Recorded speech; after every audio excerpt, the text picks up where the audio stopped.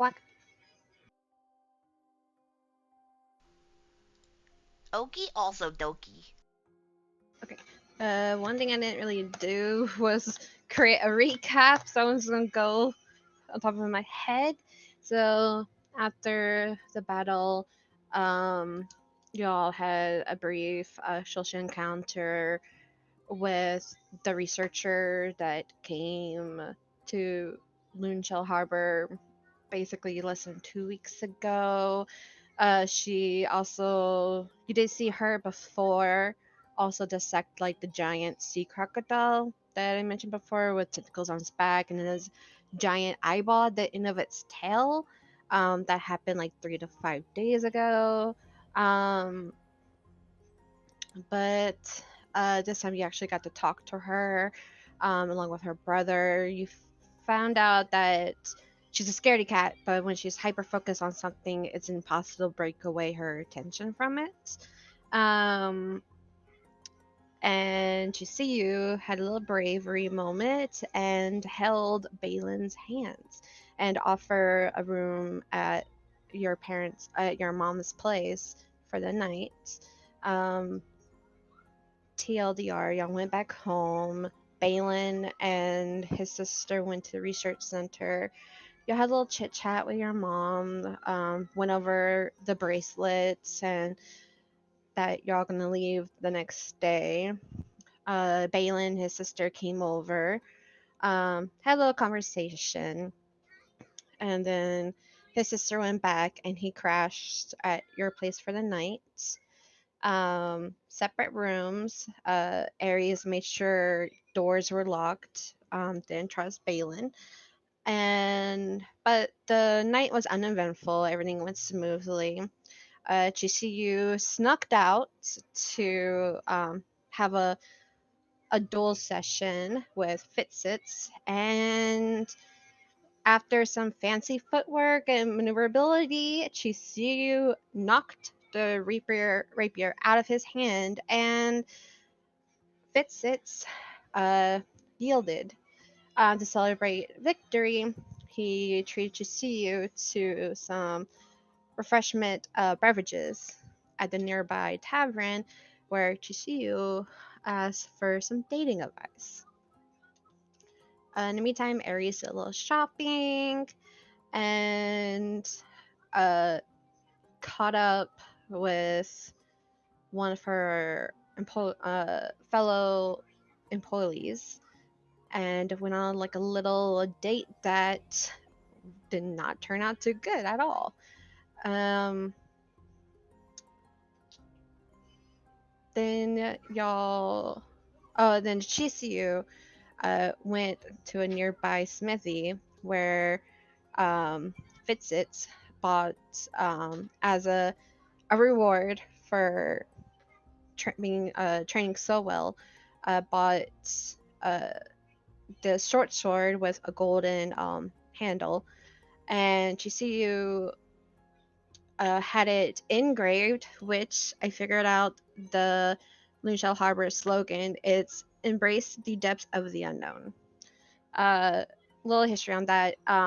It's a simple saying, but because of how dangerous the waters are, um, it's extremely dangerous to even go sailing in that area. So only those of the most like courageous hearts are able to attempt to do so.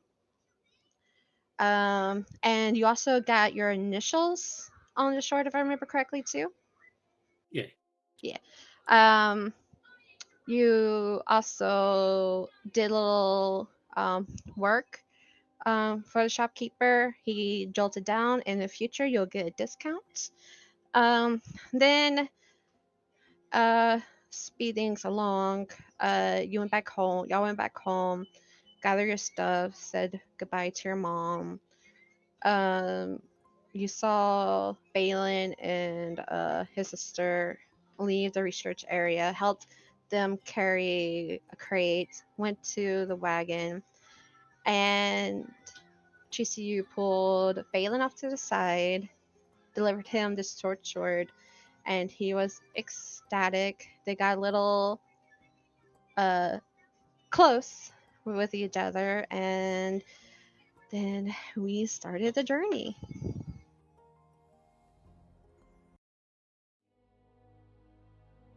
Choo choo.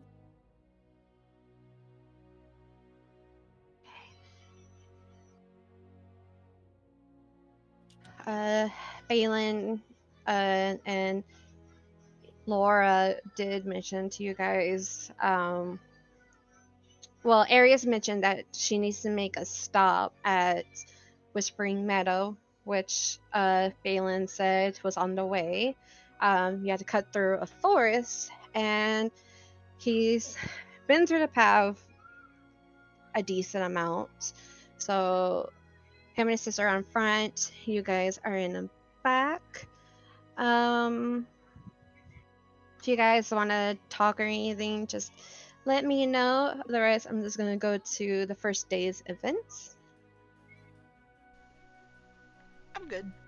I'm good. I got nothing either. Okay. Either. You probably heard on the road. Probably heard Laura send kind of like sounds like she's talking to herself out loud. But it sounds like from what you can make out, it seems like a message to her mentor about traveling plans. And then the first day, it's relatively uneventful. Along the road, you've encountered like a military wagon with some guards and a bunch of crates in the back. It looks like they're heading towards Linshell Harbor. And you've seen this type of wagon before. It's where some of the recent town guards arrived in, so it looks like some reinforcements. Good, they need that. Yup. And later on, you've come. It's kind of like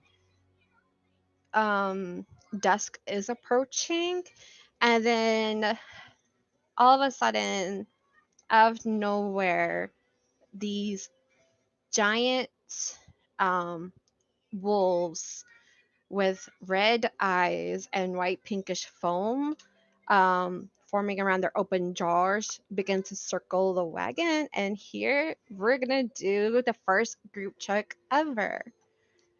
So I will post this. That was in contact. Oh yeah, I forgot about how this goes.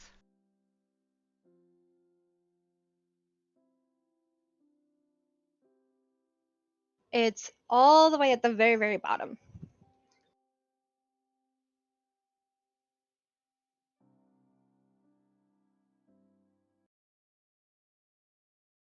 And then let me do this.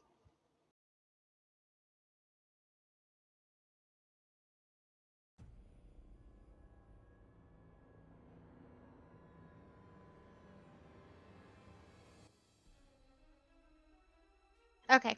So basically the skill check is that we do initiatives, and um you just do your ability skills. It's kind of like campfire travel, but more like either dodging combat or just quickly solving combat kind of way.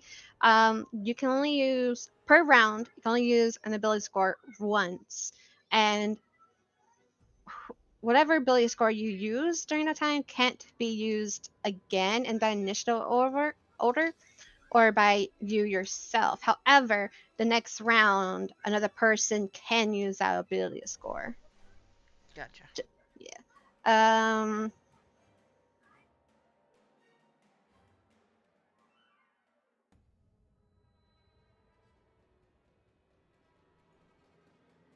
I have an idea.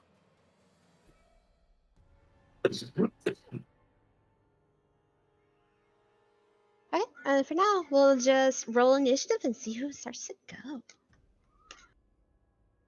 The wolves are just gonna have one initiative though.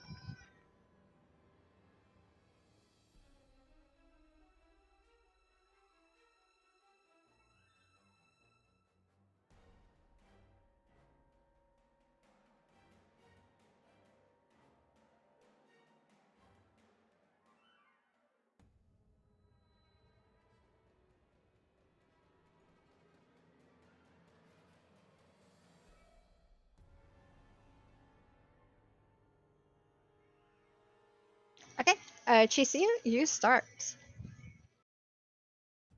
I think this would be nature, but essentially, I want to take some of my rations and toss them away from where we're headed as far as I'm able to distract them since they seem to be really hungry or really ravenous.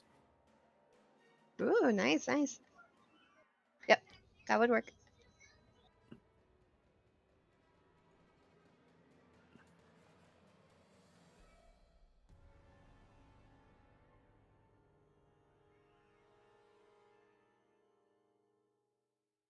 I toss 5 total.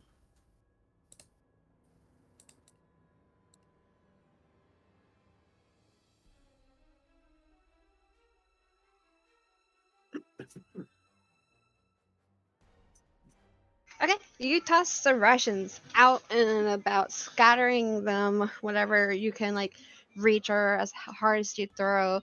And some of the wolves do break formation and go after the rations, so that is a success. Sweet. Aeris, you're up. Okay.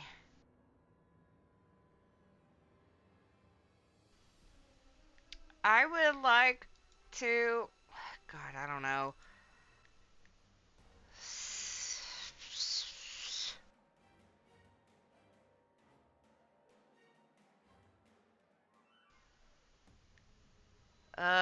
Stealth around and see if I can, like, draw a couple of them away, maybe? With, like, some sounds. I can, like, make some sounds outside of, like, the range or whatever of where we're at. See if I can, like, distract them or something.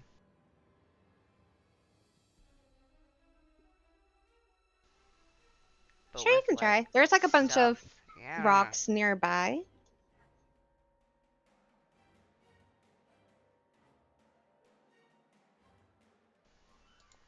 I rolled like poop. 13.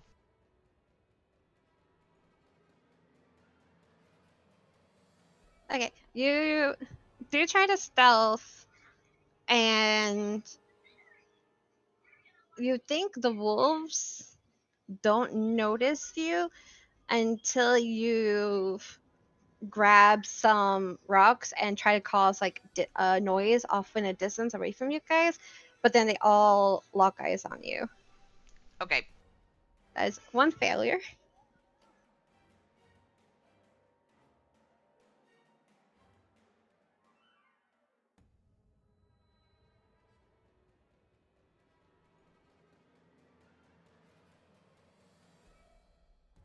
Uh, I, I had all this pulled up and now I lost it. How dare you? I know, right? Awful.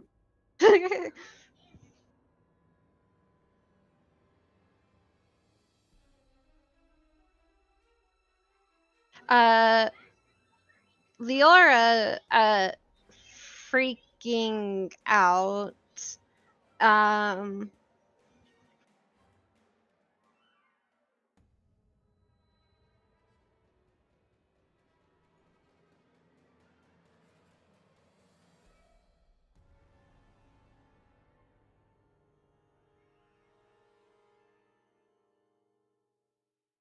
is gonna try and grab some vials out of her bag and try to toss them out away from y'all.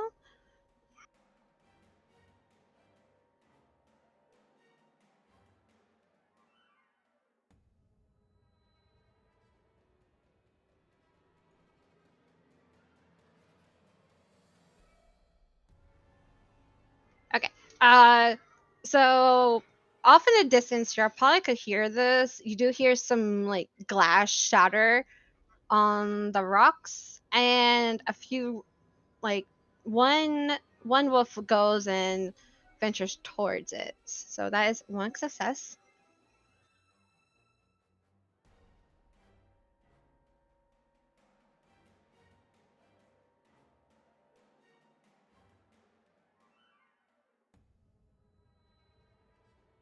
Balin is grabs the short sword that Chisuyu gave him, and he's gonna try and scare them away.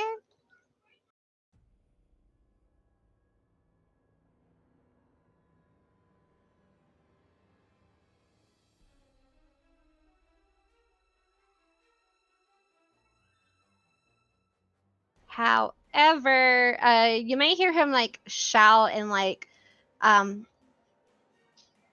and like if you are able in view, you probably see him swing his sword a few times.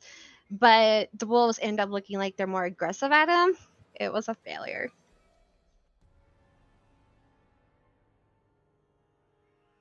And we'll go back top around. Aeris. Oh no, it's Chisuyu. My bad, Chisuyu. I was about to say, it's not me. So you can Okay. use any skill now except for nature. Okay. I will. Using investigation, I'm going to see if we have something really smelly, maybe even foul, in the cart, so I can use that to distract them as well, or even like get them away from us as well. Oh yeah, there's definitely like fishy smells in the cart and in some of the crates. Okay, so investigation. Whoo! Yeah, yeah. Uh, you do notice that there's some crates that are like sloppily labeled, like sea crocodile parts, crab, octopus, and another crate with questionable stuff. So in survival ability, you grab some and you toss it, and a lot of wolves peered away from the rations and go after it. And then when they got close and smelled it, they bolted. Let's go. Okay, geez. Aries, you're up. I'm going to use acrobatics to try and jump on top of the cart and make myself seem really big so that they can't, so that they get scared away. Okay. Yeah. Look, I don't know what I'm doing. It's all good.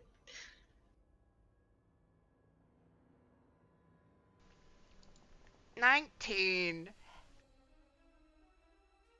Okay. For some reason, like the sun beaming down on you, it outstretches your shadow. You start um making like scary actions, which causes like the shadow to appear large and crazy, and that's a success, and the wolf's gone. Yay. Okay, so now I we're almost there, so we just need one more success, or if we get two failures before the success, then we'll see what happens. Hopefully Leora and Balin comes through.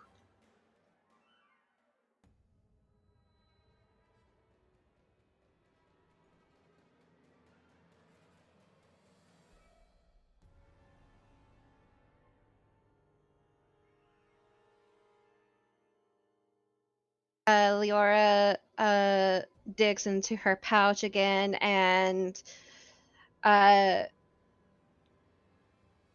you see her like um for those that are able to see her, she mix like these weird like herbs and flowers and mushrooms and kind of like just crumble it all together, and eventually it does create like a foul smell, and she tosses it all in front of like the wagon and around the horses.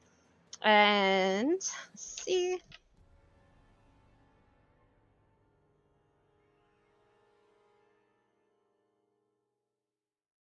Leora's not doing good. That's a failure.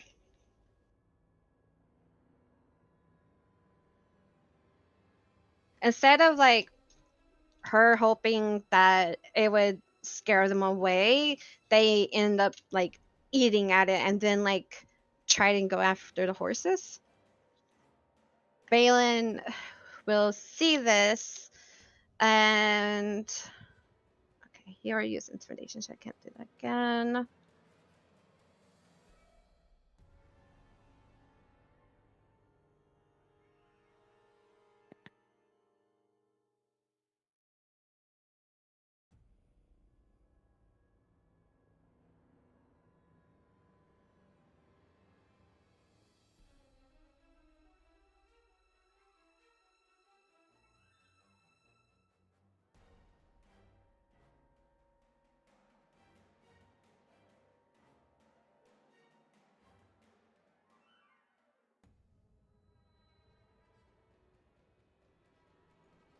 Okay, instead, he will go charging straight at a wolf that's nearby and kind of like lunge towards it.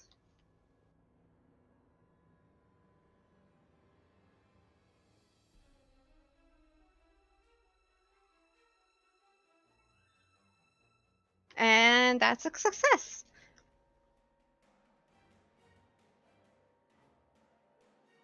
So between the rations, the foul smelling stuff, Aeris trying to enlarge herself, which caused like an enormous shadow on the ground that kind of scared the wolves away. Balin charging at them and kind of like tackling them. They end up running away and they vanish out of sight after a few months pass. Yay.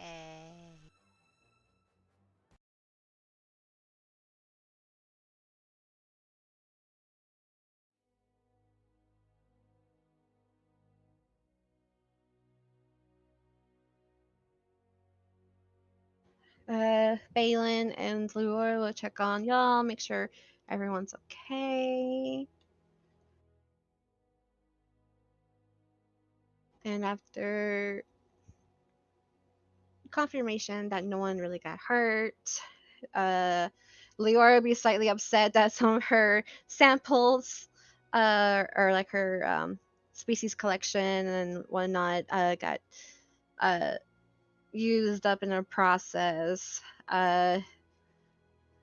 She'll just sigh and be like, "Well, at least we're still alive." Um, y'all continue on this journey. Further off in the distance, you start seeing basically like a forest, a thickened forest. It seems quite large. So you know you're looking there closer, and right now it's about dusk.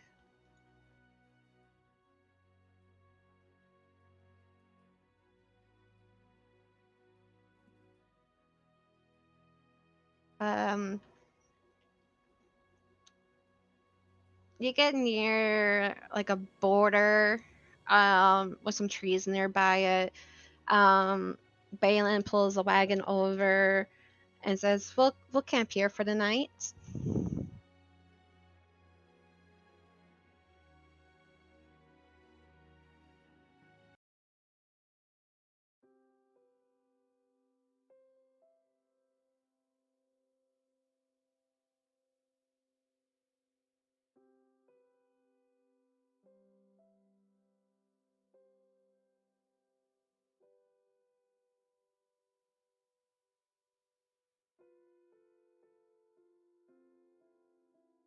Okay. Would you guys like to do anything during camp or? I'm trying to wash away the smell of fish I definitely have in my hands after tossing that stuff.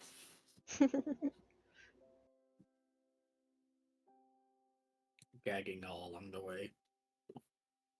So, uh,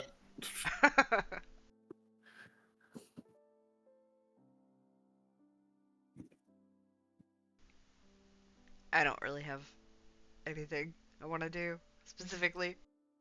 Okay.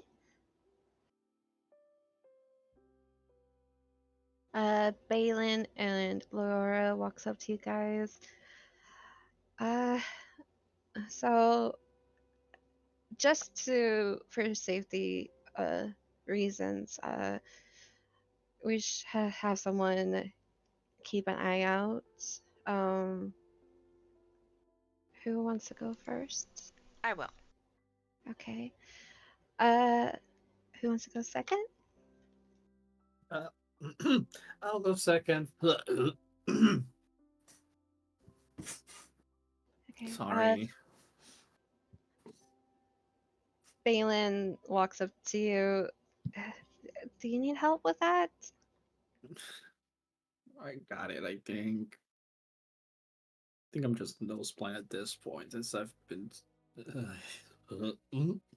spelling it since I tossed these. Yeah. I gotta see if my sister might have some like lavender you can rub on your hands. That might help. I appreciate it, Lynn. Balin. He didn't catch on to that, but he does walk away and talks to his sister. But he does shout, I'll take third watch, and Leora will take last watch.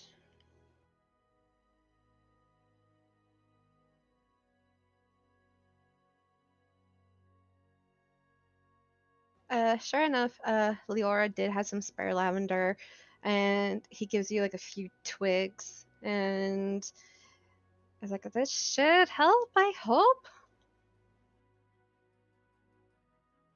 I don't know if it will, but that's all I can think of. I'll try to find 2 rocks and essentially crush the lavender and then spread that on my arms. Then hold them out. I'm like, ah, yeah, that'll help. Thank you. Thank you, Laura. You just hear like a muffled mm-hmm. And for those that see, she's of course just by the wagon. She's probably sitting in the back of it with her face in her book, writing, jolting stuff down. And then occasionally she'll get up, do like a inventory count of her crates, and you hear like, "What? That got tossed? Oh no!" And she'll be like, "It's fine, it's fine. I got other samples in my notes." And then silence again.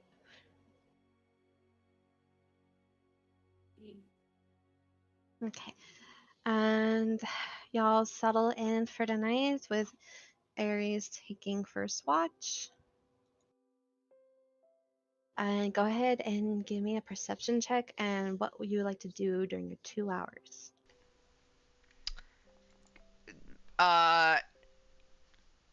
Apparently, I'm gonna accidentally nod off.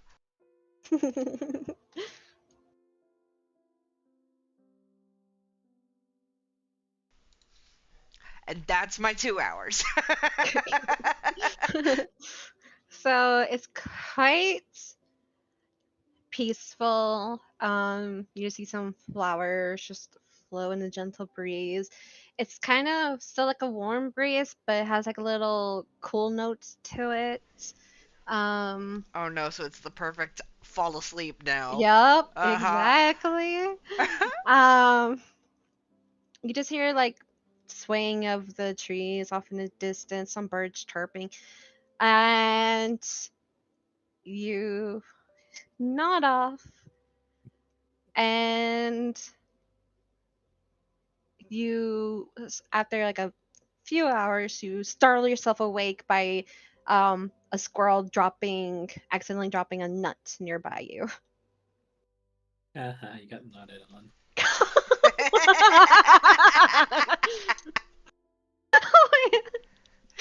uh, I am very angry with myself, and I'm also very tired. So I go and I wake up Chi, who's next.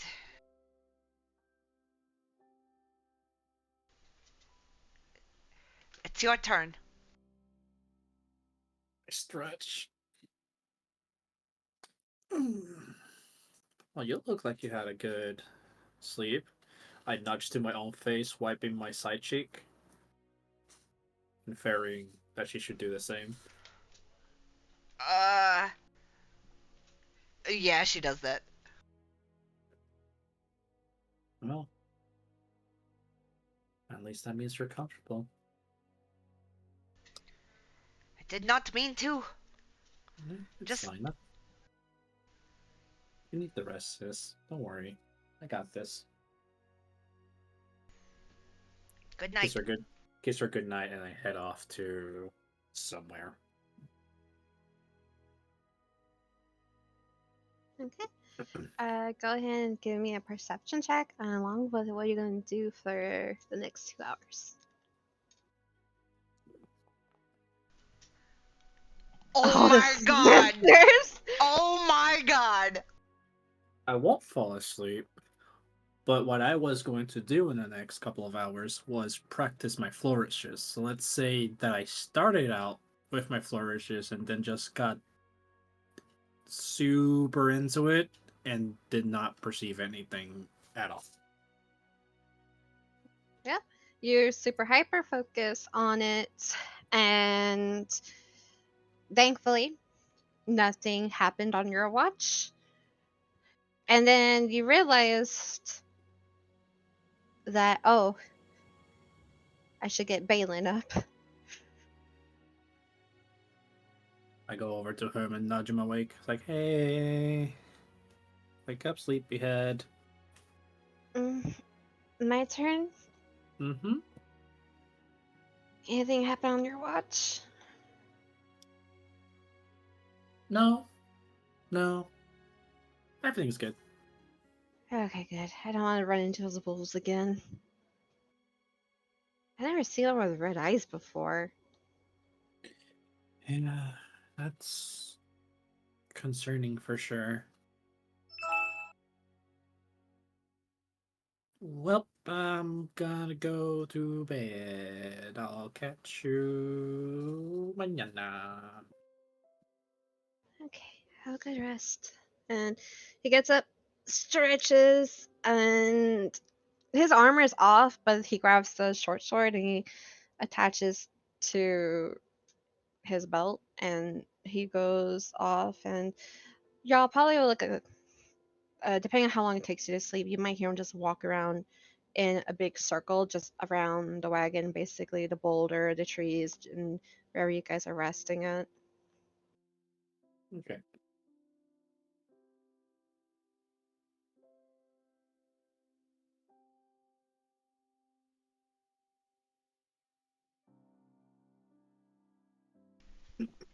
If he rolls a nat one, I need to know. No, he didn't. He got a 12. Hey, it's better than a 1! Yep. On his watch, nothing really happened except for more squirrels are in the trees. Little like walnuts fall from it. He picks them up and puts in his um little bag. Then he goes and wakes up his sister. Um, you might accidentally like slowly like fade in and out of sleep when he goes, sister, sister, wake up, it's your turn. And then like she's like, no, no, no, I'm exhausted. And he's like, it's your turn, sister.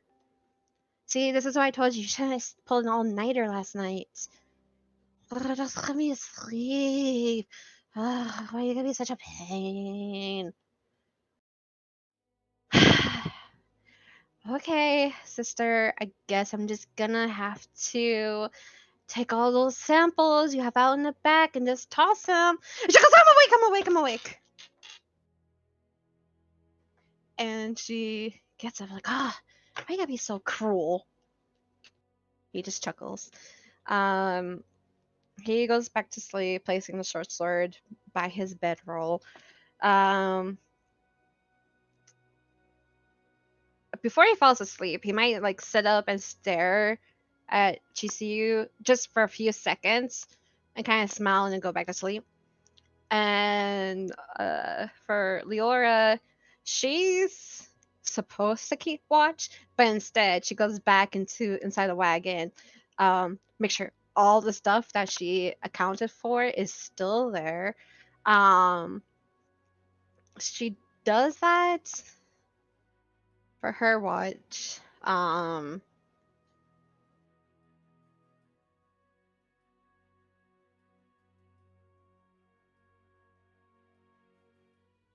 And then a few hours go by, and um, she wakes up all you guys.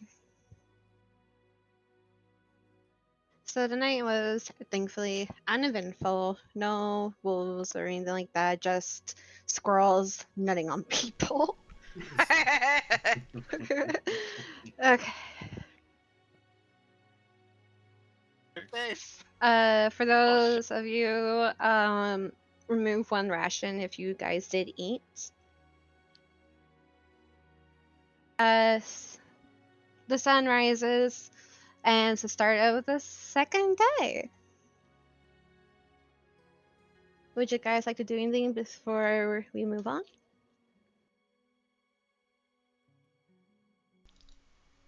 Not me.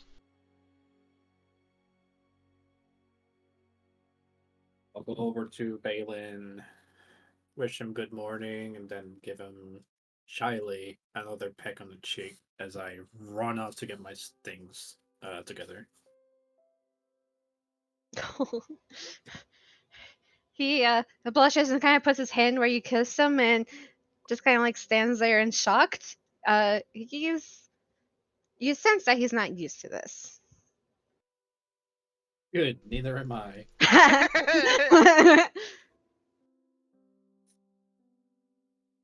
Okay. Y'all gather your things, and loaded the wagon back up. Balin gets back in front. Does anyone want to sit by him, or do you guys want to sit in the back of the wagon still? Also with him. Okay. Uh, okay, so Aeris and Leora are in the back. Aeris, you would see, Harry's, you would see, sorry, I'll get your name right one of these days. It's just like the last campaign. I know. But, Aeris, Harry's? Eris. Aeris. Eris. I might have a sticky note on my monitor. Just call it Arif. It's the English localization, anyways. Aeris, there we go. So, Aeris, you will notice that Leora is just rummaging through her stuff. Like, this girl is obsessed with her research. But she'll kind of like look at you and try to act like she wants to communicate, but she just goes off back to her stuff. You look like you want to say something. Uh, well,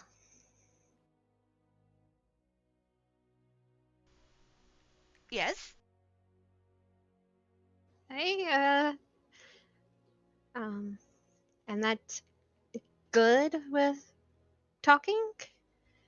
Um, I mostly just keep to myself, but I was wondering why you think we were summoned. I don't know. I don't personally think I'm anything special.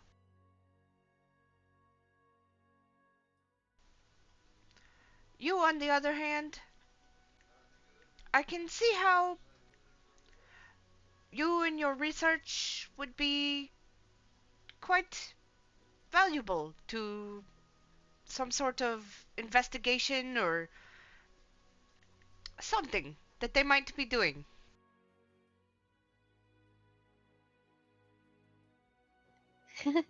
I don't know about that. I try, but my research keeps coming to a dead end.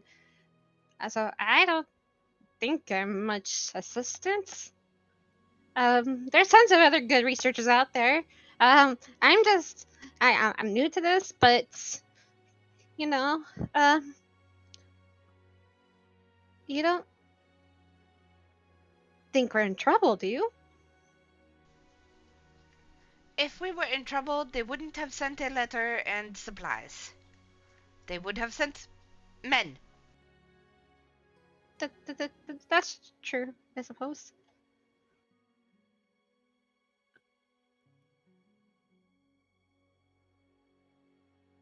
Hey, I find your home to be quite fascinating. I mean, the way and she starts perking up about this, and she just talks about how amazing the the loon shells are, the pink sand, the exotic waters, and the weird creatures that occasionally emerge, or the tales of it.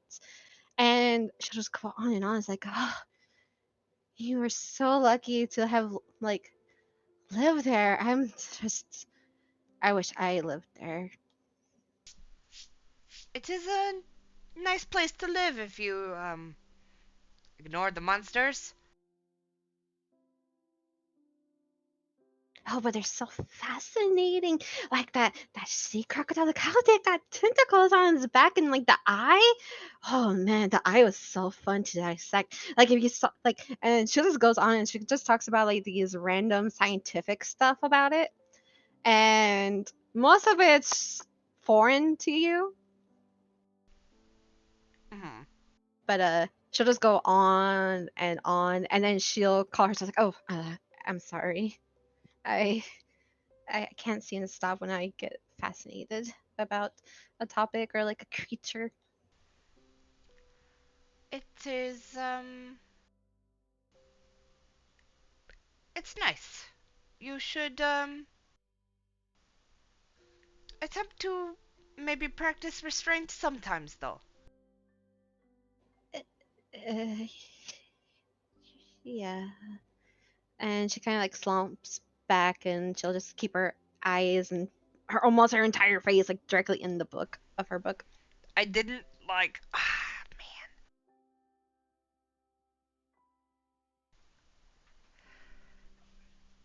That's me though. Saying the wrong thing.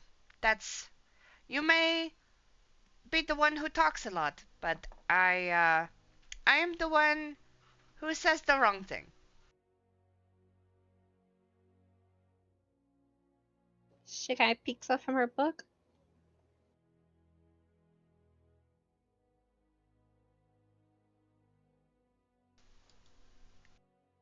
I think you're still right. Even my brother tells me I need to have a little restraint when talking about certain things to certain people. Not that I didn't enjoy hearing about your work. It is more I don't understand it. She chuckles. Not a lot of others do, I suppose. And she'll ask you about what you do. I I'm a hunter. I hunt outside of see, you may be interested in the sea life, but I am more interested in land-based life, where I hunt them, and I usually sell the skins and things. I trade them for things me and my family use and need. her eyes kind of lit up. I was like, oh, that sounds quite fascinating. I bet you'll come across some interesting creatures.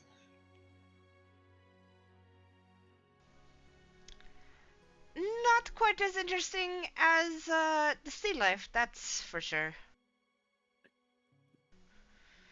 And if I have come across anything that's similar to the sea life, I usually try to steer clear of that because it is dangerous. You kind of like see her like shiver in fear. She's like, oh yes. um, uh, when they're alive and breathing, they are. Ooh. But when they're motionless, then they're fascinating. And then throughout this time, she'll continue to try to do small talk till there comes to a point where she'll just drift into her book and just completely get hyper focused in it again, and she'll just make scribbles and doodles. Um, During all of this, Balin is maneuvering the wagon. Y'all came across some travelers, but they don't try to stop or make small talk or anything, just continue bypassing each other. Um, he will eventually break the silence and uh, kind of like look over at you, Chisuyu, and be like, uh, so what are your hobbies? Oh, um,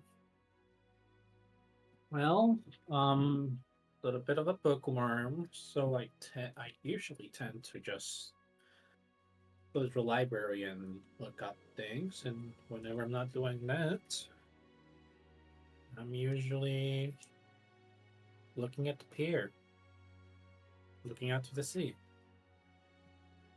Oh, that's right. You did. And he kind of does like a nervous chuckle and looks out to the side. You did mention to me about the library and the. I'm sorry. I'm just No, nervous. it's okay. I get it. I'm just saying. Uh, so uh, I just want to say, I thought you're impressive out by the pier the other day. Oh, uh,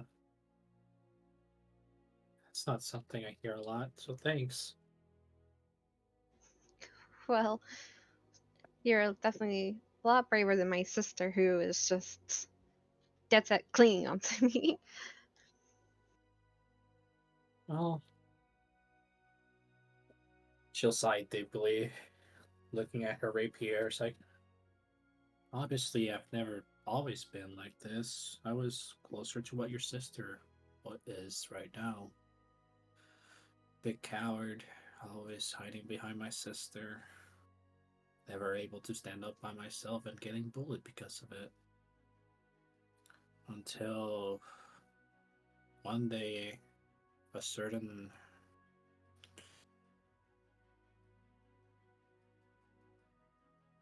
seaman came to my rescue and he turned out to be my master. First mate Fitzits. He taught me everything I knew, gave me the confidence I needed, and pushed me past parts of my life that were uncomfortable. He's like a father to me, so he makes me strong.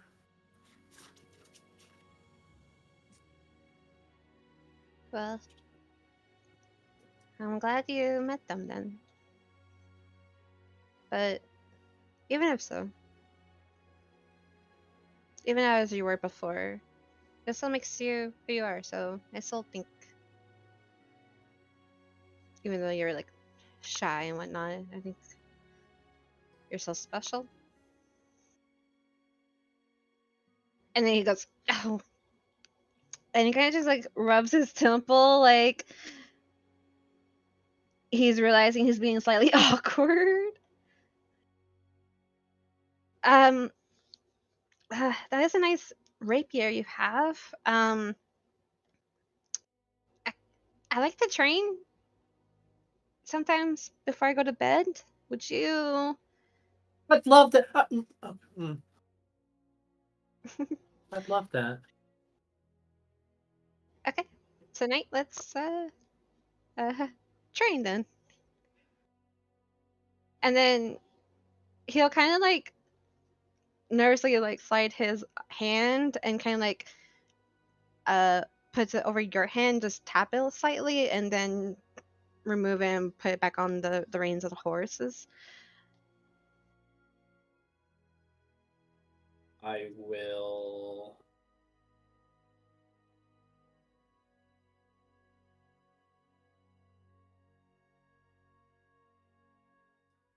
Basically, sink into his shoulder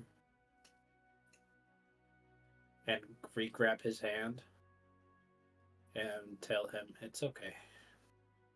It feels nice.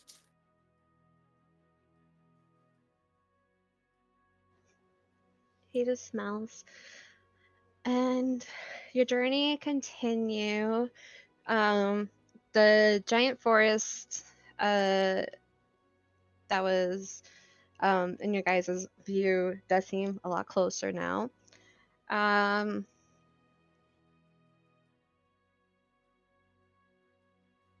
about in the late afternoon, um, actually, everyone give me a perception roll.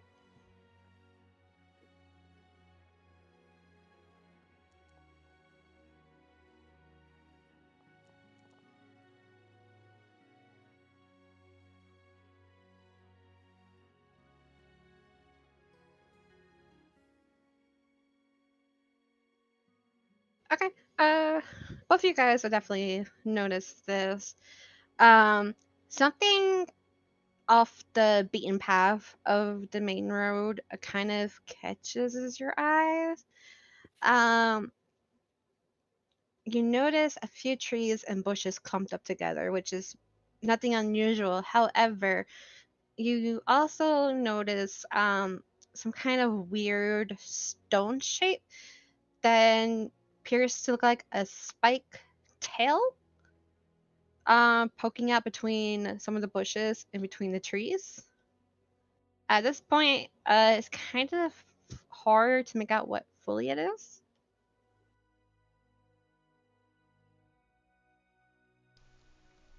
I will stealth closer to it to try to see what it is.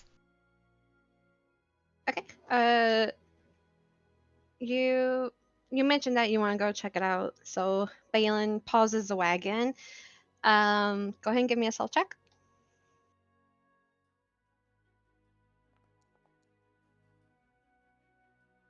Okay. You stealth and you get there. Nothing's moving or making any rustling sounds. Getting closer, um, you start noticing more of a statue kind of formed. Chisuyu, would you have gone with her too? I would have also gone with her, yes. Okay. Um, Aries, I would say like Aerith would like motion over to you, um, letting you know nothing's moving or anything. Y'all get closer, and it seems in the thicket of plants appears to be a stone statue half buried in the ground with a spike scaled tail curling at the end with an arrow-shaped point. A little bit in the ground is like a circular portion with spikes. And if you move some bushes off to the side, sticking out of the ground is like a worm like head poking out with its jaws wide open. Some teeth to seem have broken off, and there's a few cracks in the stone. You notice that it has multiple set of eyes. Some of them are open, some are closed, and some look like they're glaring downward.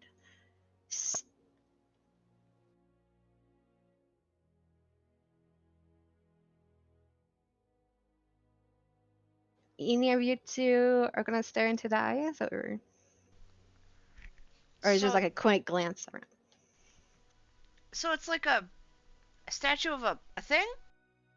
It looks like a creature. It looks like it's based off what you can tell. It looked like this creature was in the middle of an action, well, not like an action, but like type of like movement, and Like it it's was half. doing something, but Yeah, then it got turned into stone, kinda. yeah, and it got half buried into the ground.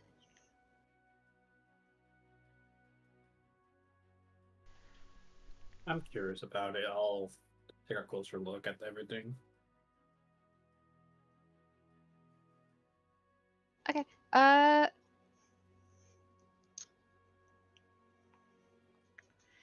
it does look like it was like a worm, a worm. Oh god, pronunciation. Worm. Yeah.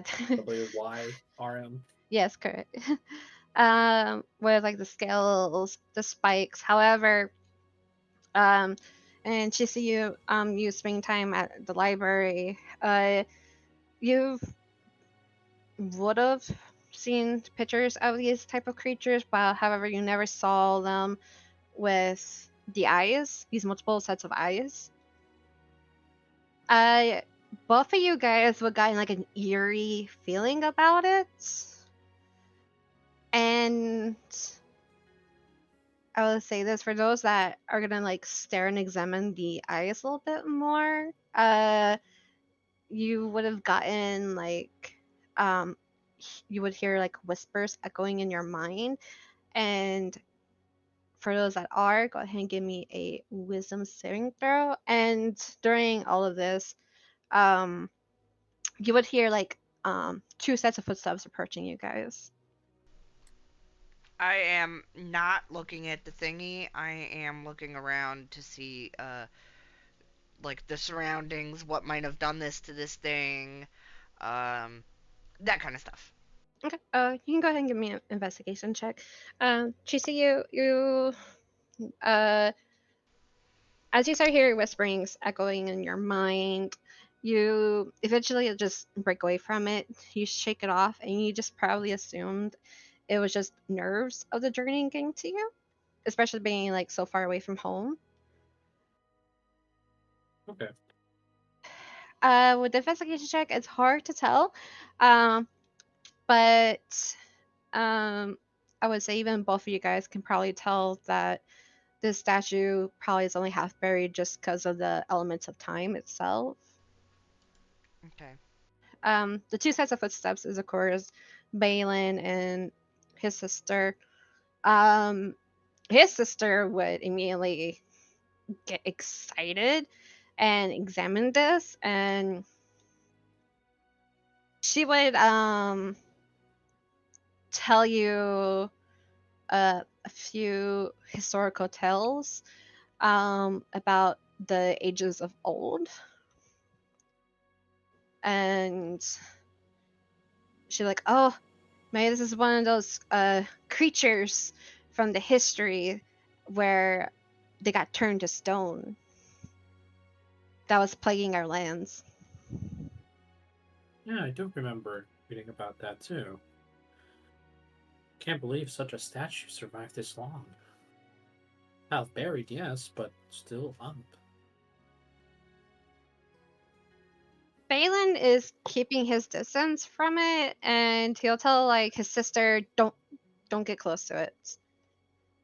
And she's like, "Oh, come on, those are just rumors." He's like, "No, it's best to leave the old alone." And you see, especially with you spending time at the library, you would know, and yeah, Aeris too. Y'all would actually know this. that there are some historical uh, statues scattered across Merlinus of monsters, um, well, stone statues of monsters. Some people believe it's just art. Some of them believe they're the monsters of the old, that plagued the land or plagued the whole planet, and they just got encased in stone.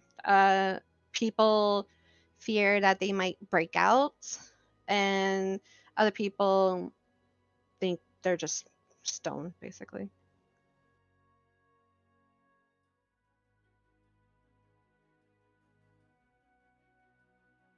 But Chisuyu, nothing happens to you, but just the eerie feeling and the whispers echoing your mind kind of just give you the chills a bit.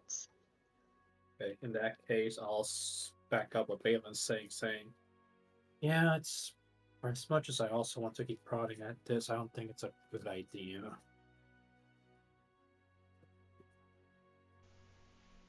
Well, let's get going again then. So Laura sighs. Okay. She kind of seems a little disappointed, like she wants to study it more. But Balin nudges her back into the wagon. Um, Everyone gets back into the wagon, and uh, dusk approaches, and excuse me, uh, Balin notices a nice little river flowing, and with like some trees by it, and he was like, "Oh, let's stop here and camp for the night."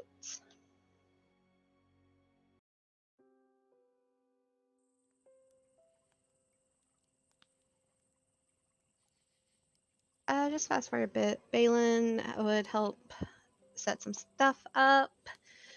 Um, Lilora would be by the wagon, of course, taking up inventory.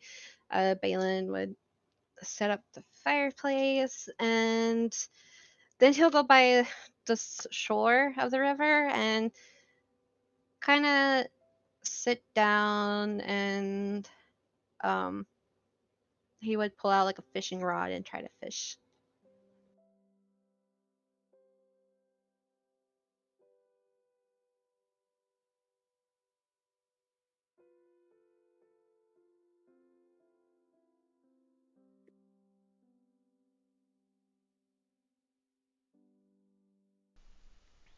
I'm just gonna hang out by myself by the fire.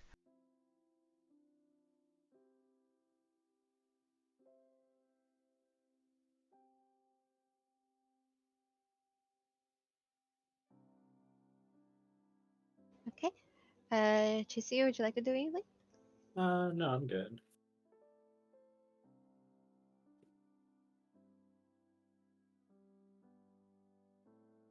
Just waiting for an update.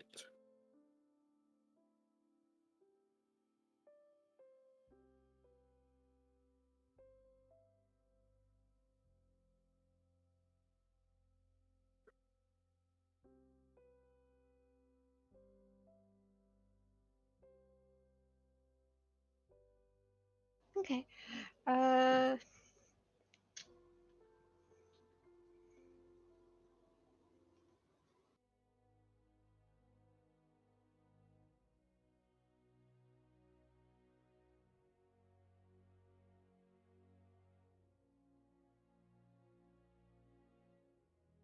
okay. After Leora goes through, oops, did not mean to do that. Goes through the wagon. Of course, always taking inventory. She'll move a little bit closer to the fire.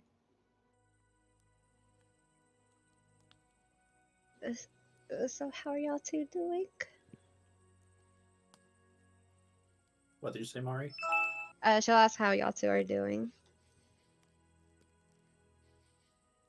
Oh, I'm doing good. Still taking in that we're traveling.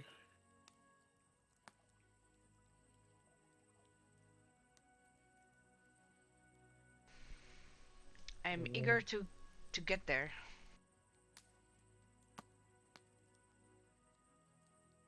about you, Lyra? I'm used to traveling. Um, I'm just more nervous about the summoning, I suppose.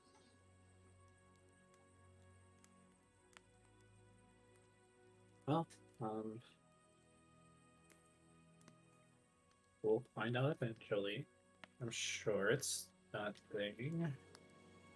Otherwise, they would have just killed us outright, right?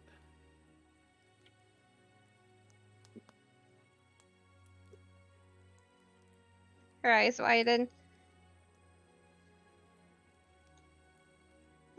Maybe.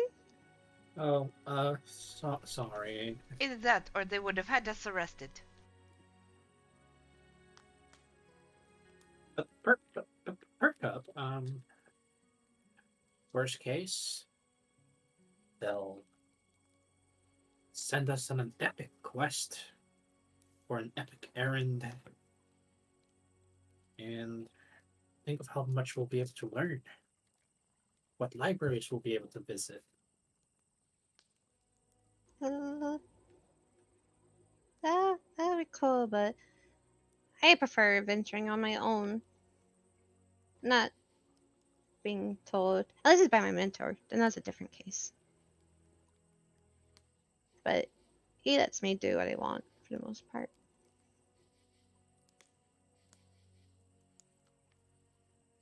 Well, think about it this way. You're not working for anybody. You're just pulling strings to fund your research. Who is your mentor? Um,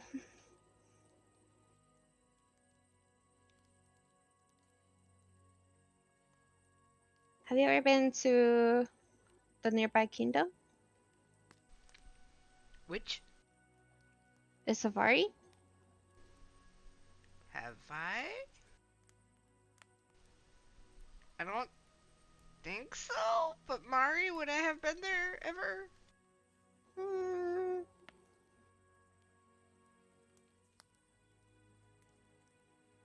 maybe, maybe not. That's up to you as a player. I've been there once or twice.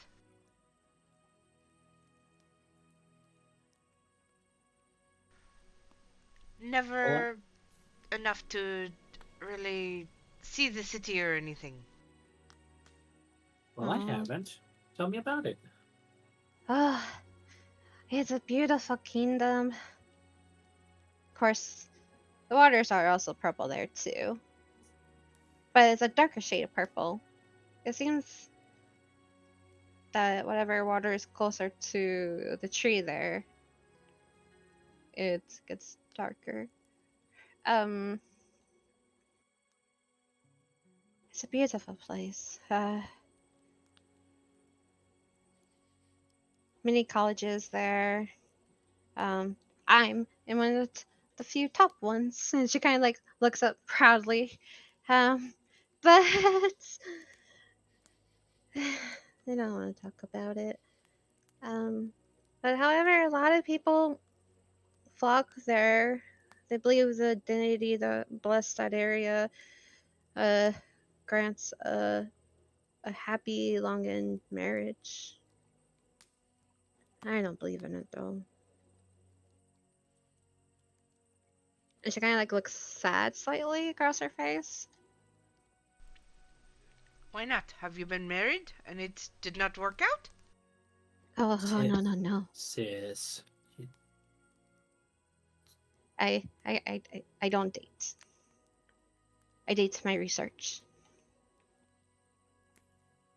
I bump into Aeris and whisper in her ear, she's totally talking about her parents.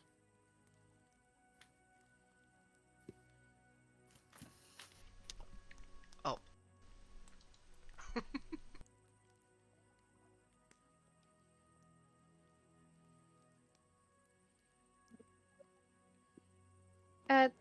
During this time, Balin makes his way back over to the group.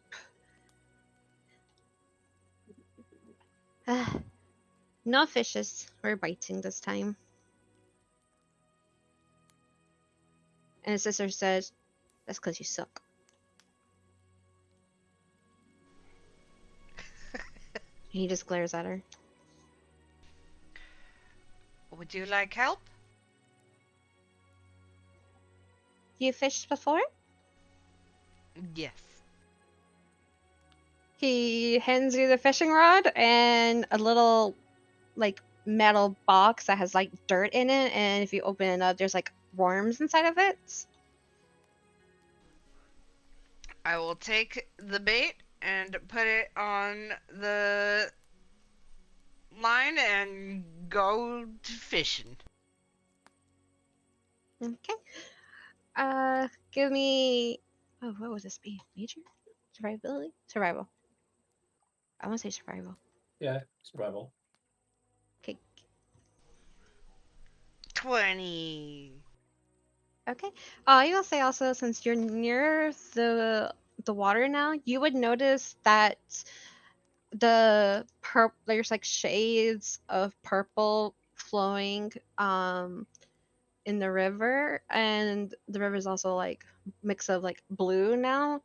So you guys sense that you are going further away from the Safari Kingdom area from the deity. And you would notice like the fish has like a little shimmer to them. Cool But magic fish. but unlike in your guys' home, none of these look like they're like deformed or morphed in a unweirdly way. It doesn't take long. About like 6 minutes of you sitting there, you get a bite, and you reel it in, and the fish is about 8 inches long. Uh, has like a silver shimmer to it, with bits of purple scales scattered about its body. Neat. I'm gonna try and catch one more. Okay, give me another check. Chisuyu, you would notice that Balin is kind of like just sitting on the ground. And he's just like staring dead set into the fire. Ooh. I'll walk up to him and sit next to him. What's in your mind? Uh,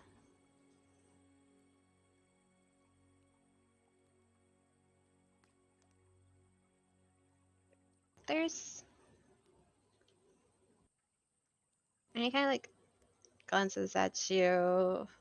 Um, and I would say like after the statue event, and here you would notice that Balin kind of got slightly a little distant and more to himself.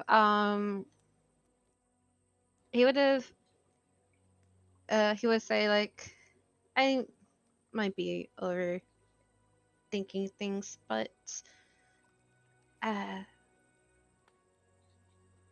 when everyone's asleep, let's have a talk. Okay. It's nothing bad. I just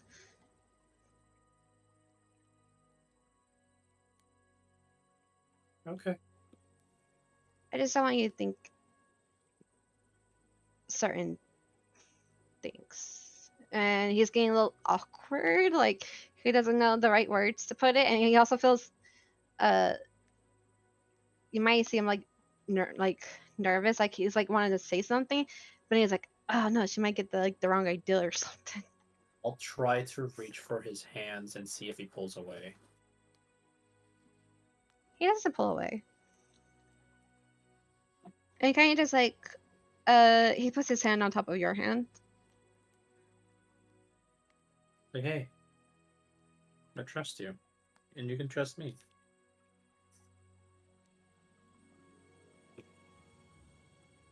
He Talk nods his later. head. Any nods? For the 21, so it takes less time, and you do manage to catch a second fish. Um, this one is a bit bigger. It's 11 inches. Has a shine to it, but no purple to it. It's just silver. Okay. I will take the 2 fish and bring them back over to the fire. Okay. You notice Balin and your sister are kind of like huddled close together with their hands on top of each other's. Laura is, of course, just in her book. I'm gonna stick the fish on sticks and put them in the fire so that they cook. Balin looks over at you. Ugh. How'd you do it? It was quite easy. I guess I'm just used to fishing and hunting. Guess so. Well, good job. I fish here and there as a hobby, but not so good at it. The key is patience.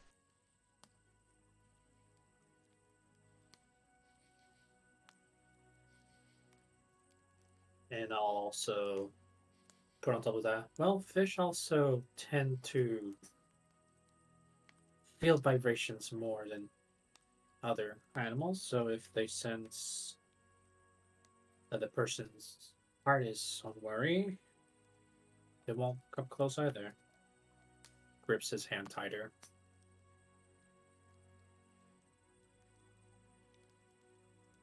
Ah, Aeris is like eyeing you two, like just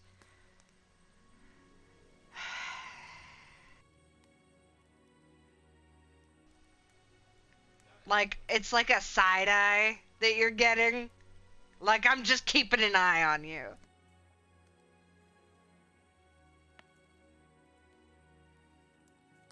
Noted.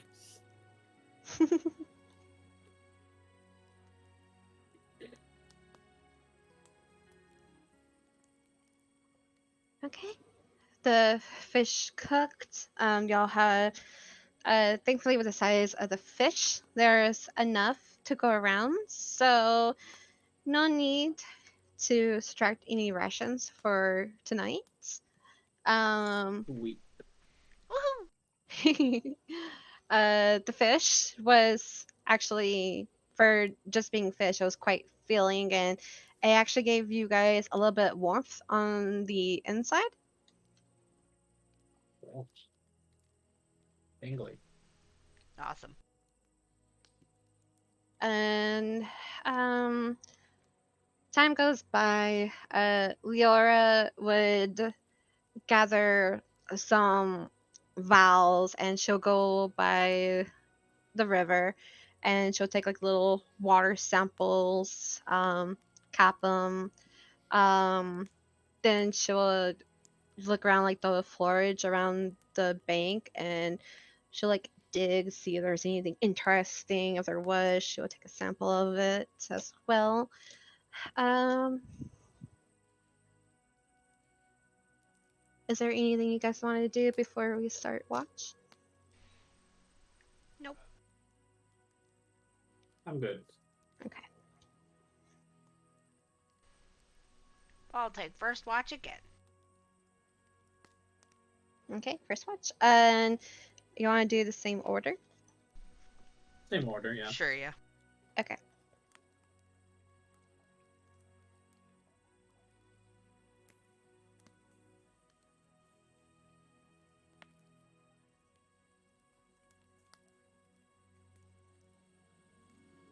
Okay, Leora goes by the wagon. Balin will go over here. Chisuyu, you can pick whatever sleeping role you want. I'll take the yellow one. Okay. Okay, Aeris, go ahead and give me a perception check, and what are you gonna do during those 2 hours? Okay. I'll mostly be keeping an eye out for any movement, noises, etc. But I'm also going to go over to Balin and stealthily pin him down, stick my dagger, it's called a dagger, under his chin, and wake him up. Okay, well, give me a soul check.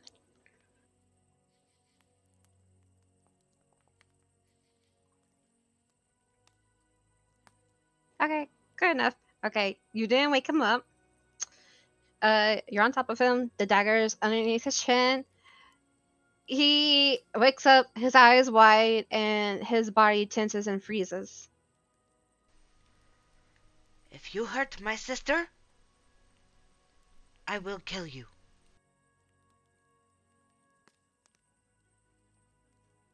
He tries to talk, but he's feared that the dagger might be too deep into his underneath his I chin. wasn't pressing it too hard. Oh, okay, good. Okay, he talks to you like, that's not my intention. Can we Just chat?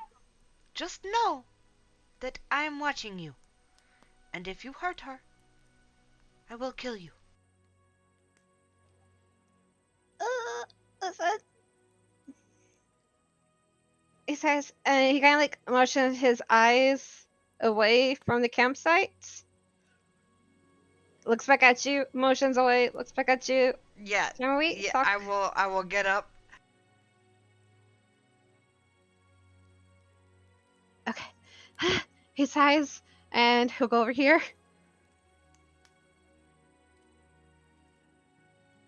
He'll take you to like underneath the 2 trees, and he'll whisper. He'll like kind of like sigh a little bit, and then look over at Chisuyu, and then look at you.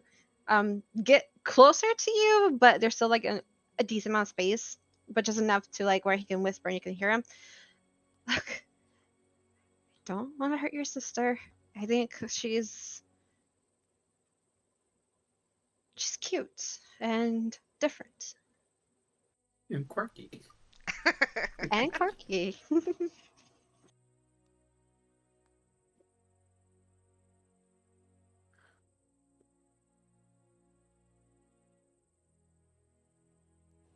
And I actually, while you're fishing, I actually told her I wanted to talk to her about something. And he has his hand. Well, he doesn't have it on him. He would look over at the sword that's by his bedroll that Chisuyu gave him, and he'll look back at you. Before we left, your sister gave me that short sword, and I offered to take her out on a date in Lordana after whatever those bracelets mean, you know? But look, I just want to. I like your sister. I do. And he gets awkward and a little nervous. I just.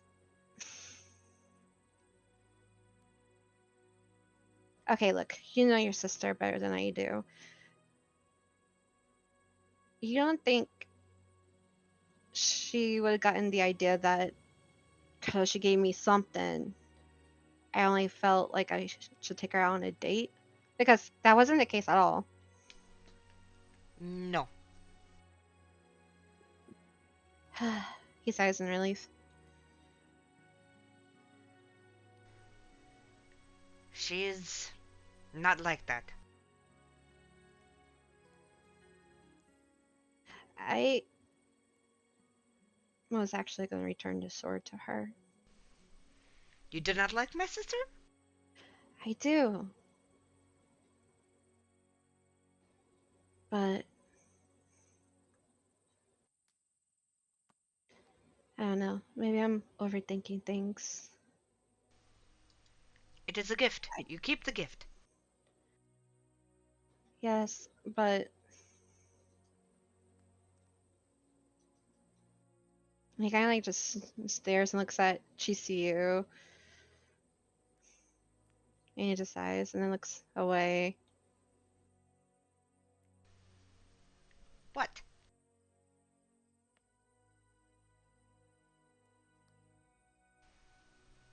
If you are going to break my sister's heart, I need to know. I'm not going to. I would never. I I don't.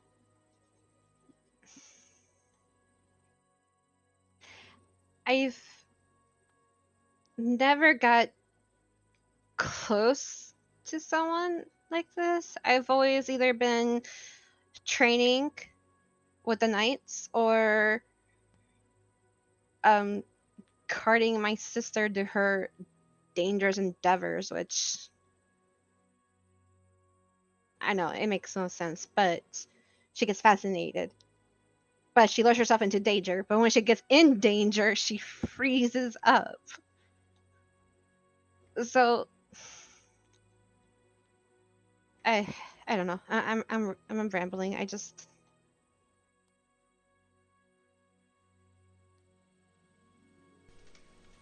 Is there a reason you do not want to pursue something with my sister right now? no. Uh, no. I just If you return that sword to her, she will take that as a sign that you do not want to pursue something more with her. well, that was You not. should keep that in mind before you do something like that.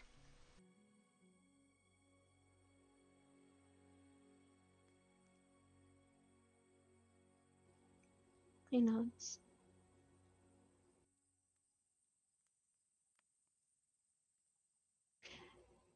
And then he'll get a little closer to you, and he says, "Well, okay. I'm just gonna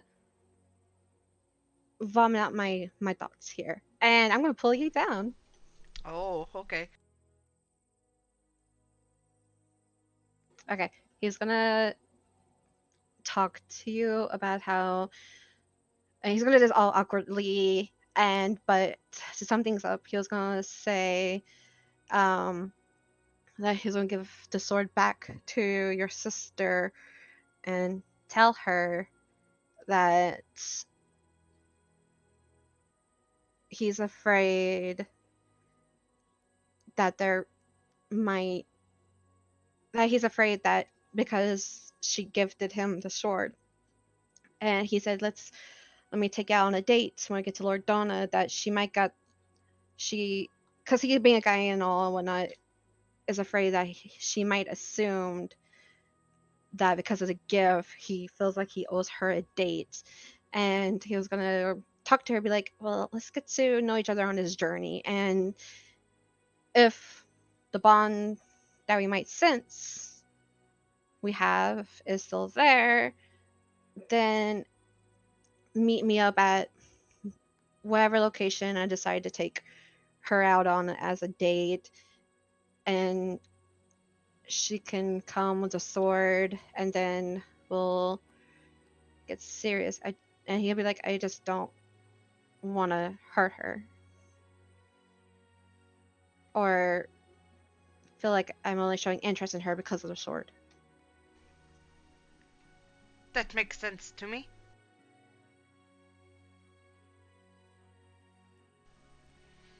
I think this is a good plan. So you think I should give back the sword? I don't think you should give back the sword. I think you should keep using the sword. It is just a sword. But maybe once we get to Lordana, then you can do that plan. But in the meantime, I say use the sword. It is just a sword. It's better protection for Chi and your sister. He nods. You're right. My older one's a little beaten up. I actually was.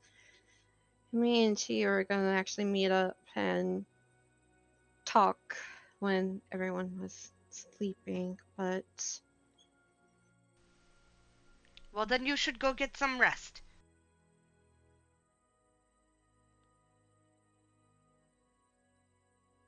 do you think I should mention to her about my thoughts? Yes, it is good to be honest.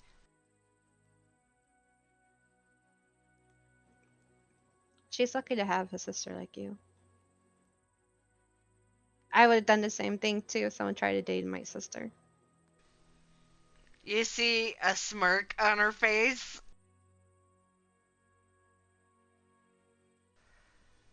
But she doesn't say anything. She just smirks and then like nods towards the bedrolls so that he can like go back to bed. He goes back to bed, but it takes him a while to go back to sleep, but he manages to go back to sleep Okay. and dragging back up.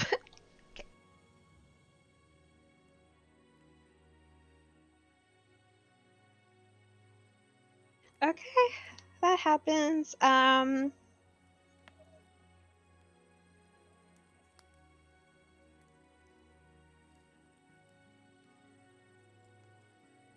Your shift goes by smoothly, except for that lovely event. Um, a few hours go by, and it's time to wake up your sister. I wake her up. It is your turn, sister. Okay.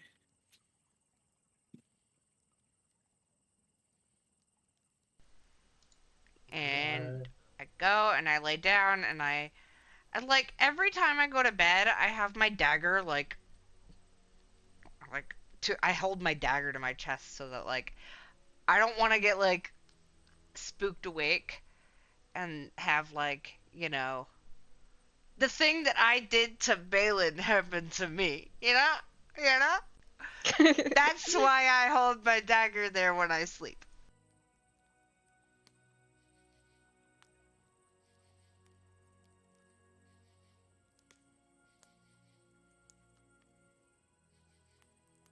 Okay, Chisuyu, go ahead and give me a perception check, and what are you gonna do in the next 2 hours?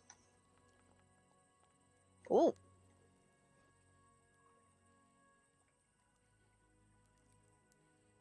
feeling embarrassed because last night I didn't actually pay attention to. I'm actually going to just commit to looking after like the entire camp.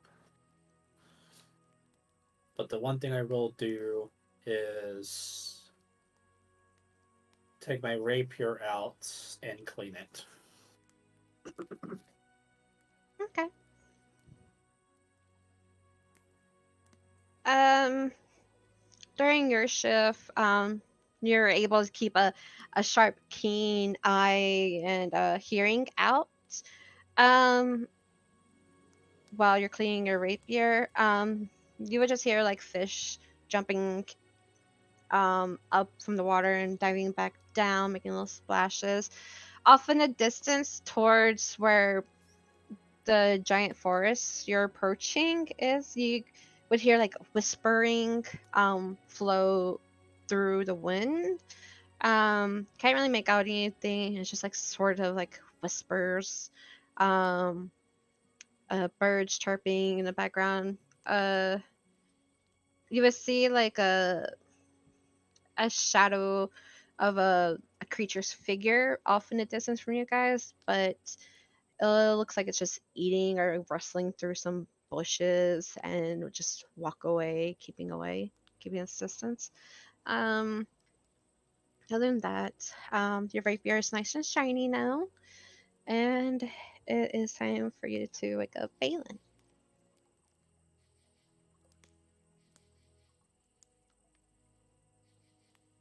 I'll wake him up.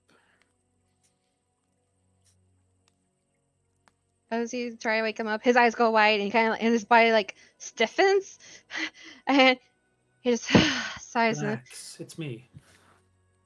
oh, hey, how's your shift? All clear. He sits up, um, looks around, makes sure everyone is sleeping. Um, his sister, by the way, is snoring loudly, but everything else is fine. He just sighs and be like, uh, are you willing to talk, or are you just tired? If you're too tired, I understand. It's just we can have to talk later, whenever you feel more rested. I'll put my finger to his lips and say, I'm fine now. Okay.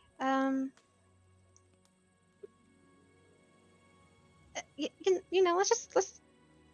He gets up and let's go by the river. And he'll kind of like look at the area where like the two trees are over here, and then like quickly looks away, and he'll just like walk over here. Hee hee.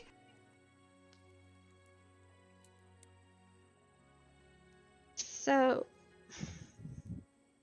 he kind of like has his right arm over his body with his right hand over his left elbow, and he's acting like really nervous. He just stares into water, and then he eventually like breaks away and looks at you in your eyes. So, I'm gonna be honest. I don't really date. I've I mostly just spent a good chunk of my time with the Knights or with my sister. So, but when I first met you at the docks, I thought you were really brave. And then you held my hand, and I felt something. Um, and he swallows and looks away. And then you gave me that sword with the engraving, and I asked you on a date, but I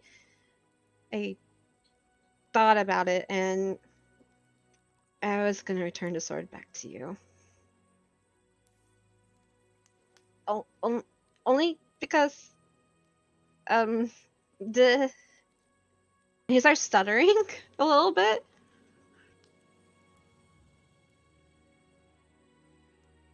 and he just takes a deep breath and just sighs. Only because I didn't want you to get the wrong idea. I didn't ask you on a date because you gave me a gift. And I hope that's not the case.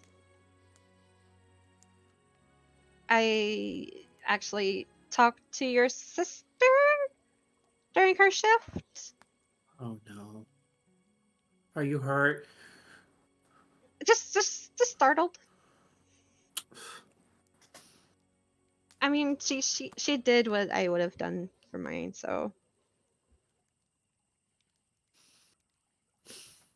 And he would turn to you and just take both of your hands into his and just stare at you and be like, "Listen, I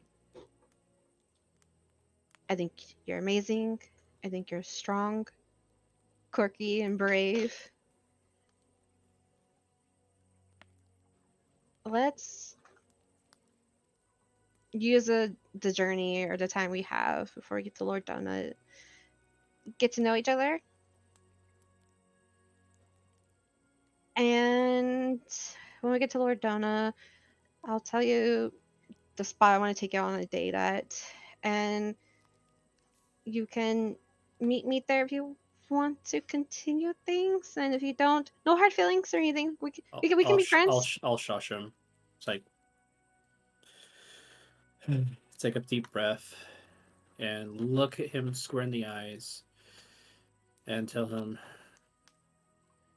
I feel the same way in terms of I've never felt this way, so I get it.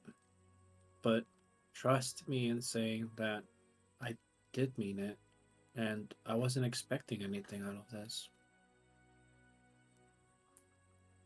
But I want to show you that I do care. She'll look over at Aeris. Sound asleep, I imagine, at this point.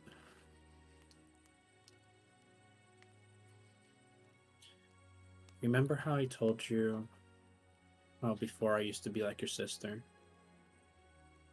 Mm-hmm. I want to show you something.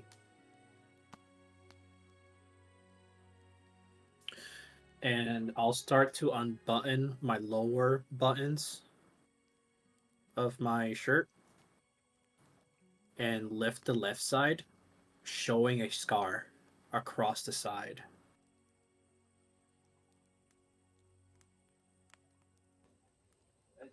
Oh, what happened? This was when I got my nose too deep. This was the reason that caused me to pursue what I wanted to pursue. She'll start rebuttoning it. Not even Aeris knows.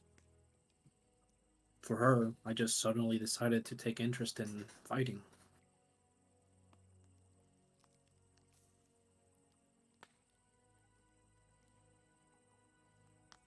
And I appreciate that lesson, but I've learned it.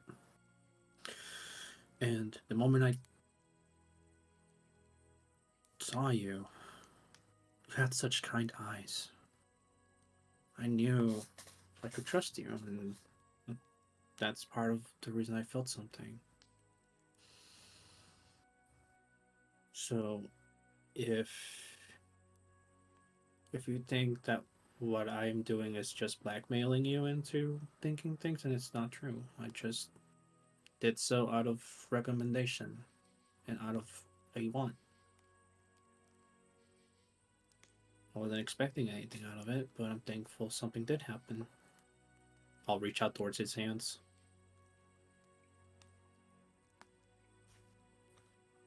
Like, I'm okay with what you're suggesting. It was sudden after all. But I do think I love you. And I mean that earnestly. His eyes will got big and his cheeks have gotten red along with his ears.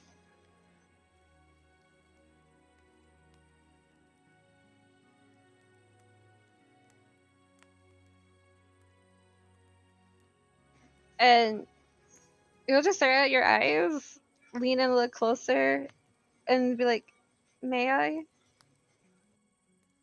I'll close my eyes. And he'll lean in and give you a long, felt-hearted kiss and wrap you tightly in his arms and pull you close. I'll do the Uh, same and at one point break away from his embrace, but not fully, and whisper to him, I want to show you one more thing. Do you trust me? he nods. Close your eyes. And he follows your orders. I'll reach behind him to gingerly grab his tail. You would And notice his face it got even redder. I'll gingerly, like, pull it towards me around my waist. And with my other hand, I'll grab my tail and wrap his tail with my tail. and kiss him again. The portion where his tail is wrapped around your tail, it tightens a little bit, and he pulls you even more tighter embrace and just deepens the kiss. And the kiss will go on for quite a while until you break free. And he'll just mutter underneath his breath, saying, I guess I was overthinking things. I'll shyly look at the ground and back at him, also blushing throughout, and whisper to him, yeah. Well, I should probably leave you be, so you can take watch. So I'll see you tomorrow morning. He nods, and his tail slowly unravels from yours, and his face is beet red. His ears are beet red. He got like the the Asian flush type thing going on without being Asian. um, he calls and is like, yeah, I'll see you in the morning. Sweet dreams.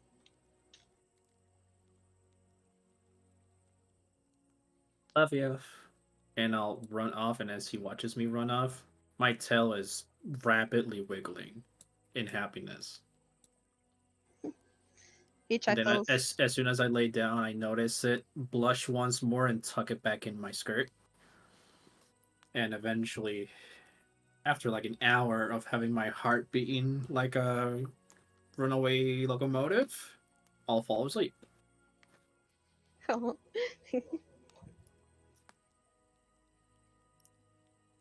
uh, Balin spends his time near the river, occasionally splash water at him, and you would hear this too till like you fall asleep, but he's constantly like, you're just like splashing, and he's just trying to cool himself down. And he would just like walk around the edge of the riverbank, glance around. Nothing happens for him. He does go over to his sister when his time's up, tries to nudge her awake. Of course, he has to threaten to throw out the specimens and whatnot, or but this time it didn't really help. His sister just mumbles in her sleep, "Oh, you're just saying that just to get me to wake up." He was like, and then he would whisper in her ear, "I have your book," and she'll jolt up and be like, "Where's my book?" And then she'll eventually start her watch. She would use her time to still go through her stuff. She doesn't really do watches and just take more samples of stuff. And when dawn comes, she'll wake you guys up. Oh, how was your watch, Leora? Oh, it was uneventful, but and she had like vowels between her fingers she's holding. But I got some samples. Let me go to my inventory, and she'll run behind the wagon and start going through her crates and bags. We're gonna Did take. it Oh, go ahead. did it seem like she was, shifty? Give me an insight check.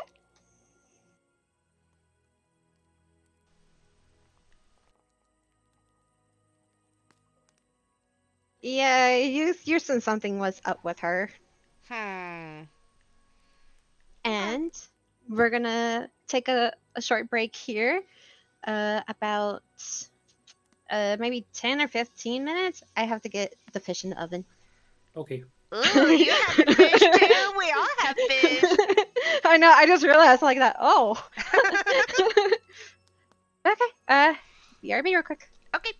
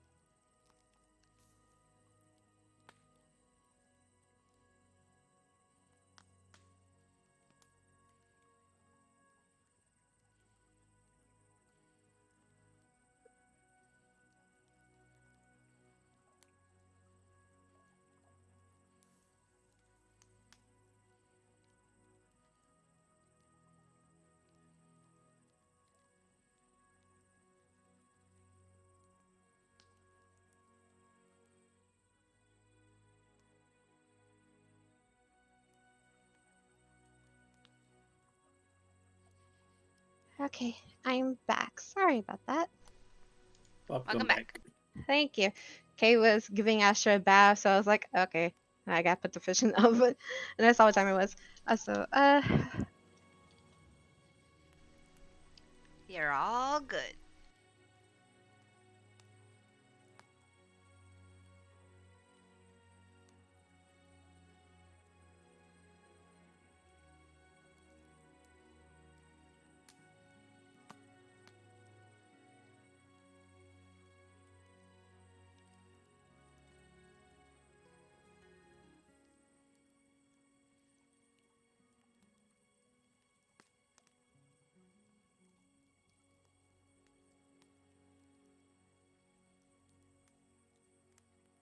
okay, I am ready now. Are y'all two ready to continue as well? Yep. Yes. Okay. Okay. We left off with Aeris doing an eyesight. Oh my god, insight check on Laura. You definitely could tell that she was up to something during her watch. Okay. I will keep that in mind.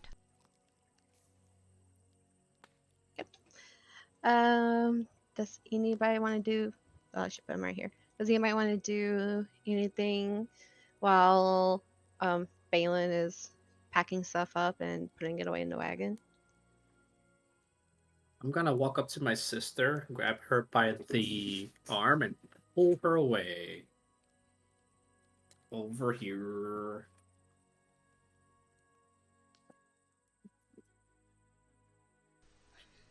What? Are you satisfied? Satisfied with what? You know what I mean. No, I don't. You threatened Balin last night? We talked. Knife? You threatened him into talking. We talked. And? That's it? Yes.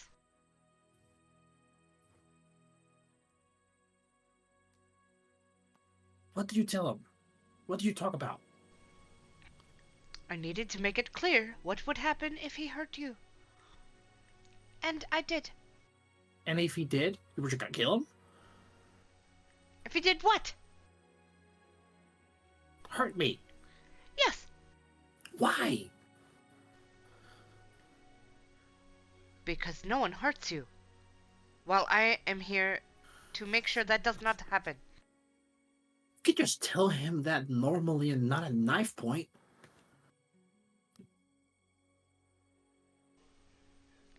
I wanted to make myself clear. And I did.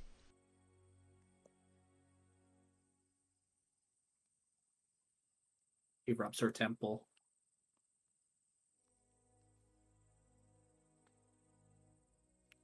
What did you guys talk about? You.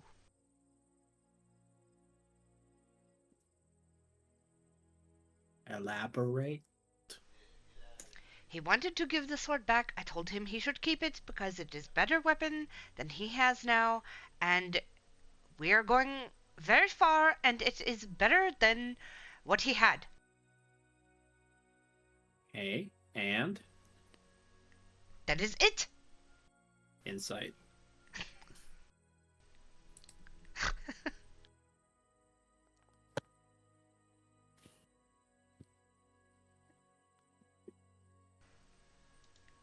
Where's deception? Hold on.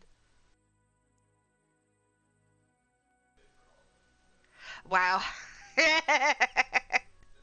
I rolled fucking 3 of these today, okay? Okay, I'll go. Really? Lie to my face? Can't really even trust me with that? You're my sister. It's okay to be overprotective, but that's ridiculous at this point. Not to me.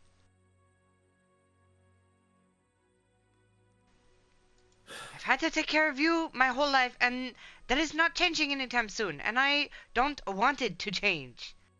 It's going to change, but you butting in when you're not supposed to doesn't help anybody.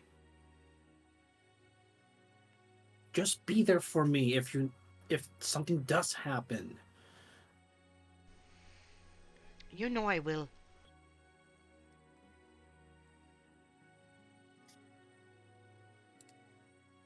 Don't be proactive. Please, let me actually experience life for once by myself, okay? Good and bad. That was all I had planned. I'm not going to do anything else. I promise.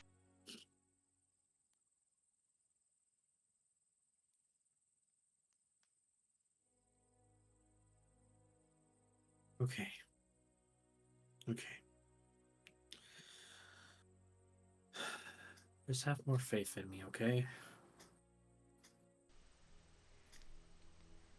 It's not you I don't have faith in. But I will try. I'll shake my head and walk back to picking my stuff up.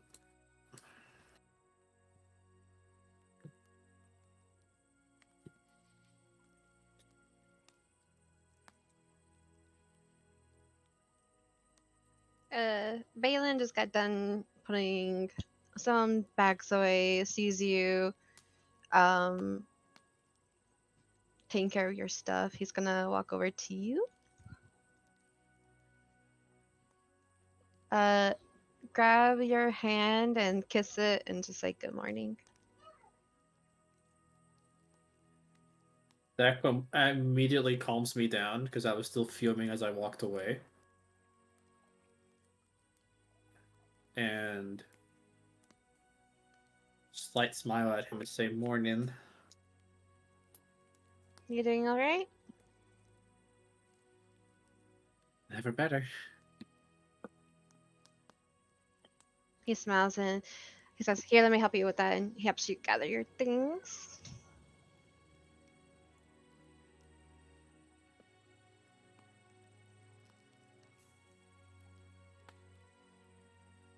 Okay.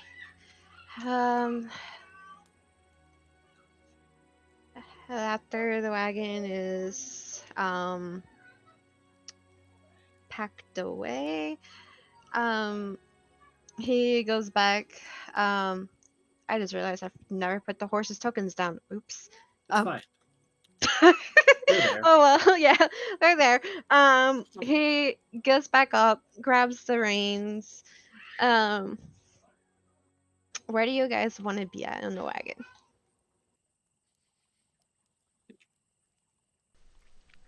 I'll be wherever Leora is. Probably in the back, so I'll sit with Balin again. Okay.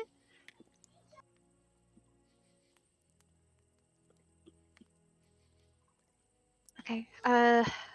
Balin would shout out and make sure people in the back are able to hear. Uh, we should be at the forest entrance in just a few hours. And he looks over at you, Chisuyu, and he gently grabs the arm closest to his side of yours and intertwines it with his, where he can embrace your arm and still hold the reins. And he'll start moving the wagon in the direction of the woods to the forest. As time passes, you begin to realize how large this forest is. Like the trees just seems to be turning into like giants almost. And sure enough, after a few hours,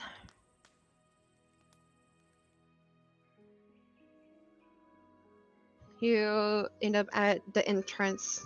There's a wooden sign that says Mistwood Vale carved into it. Um,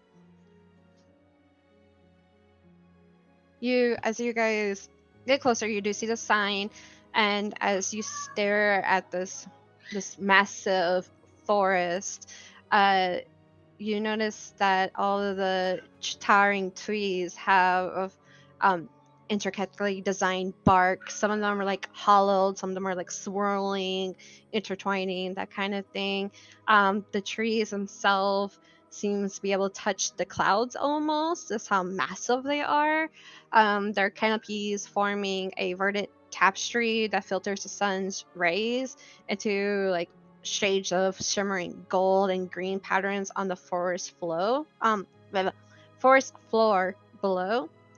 You notice between the trees, the wind flows through, and it seems like the forest itself is whispering to you. And this sound, you kind of heard it during your shift last night, Chisuyu, with how you heard like little whispers in the winds. So you think it's definitely from this area.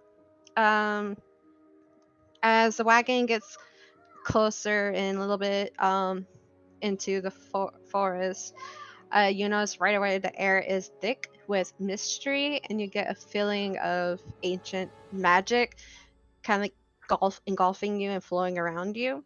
The forest seems peaceful, but you also can't help but get an eerie feeling about this place. After all, with these kind of massive trees, this large, you begin to wonder, like, what else lies within these magical woods.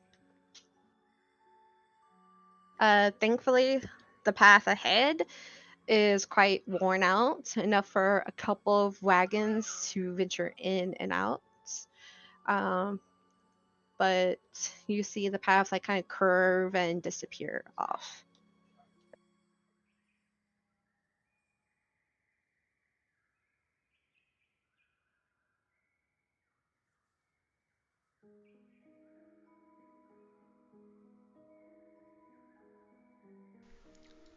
I would like to keep a very keen eye out for things our along the road in here.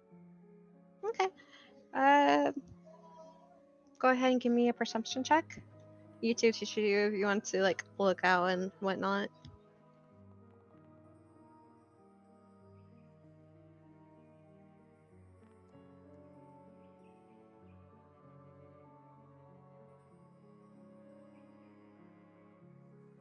Okay. Uh, I'll make note of that. Okay. During this, the traveling into this woods, you know, it is like eerie. Let me turn the sound down a little bit.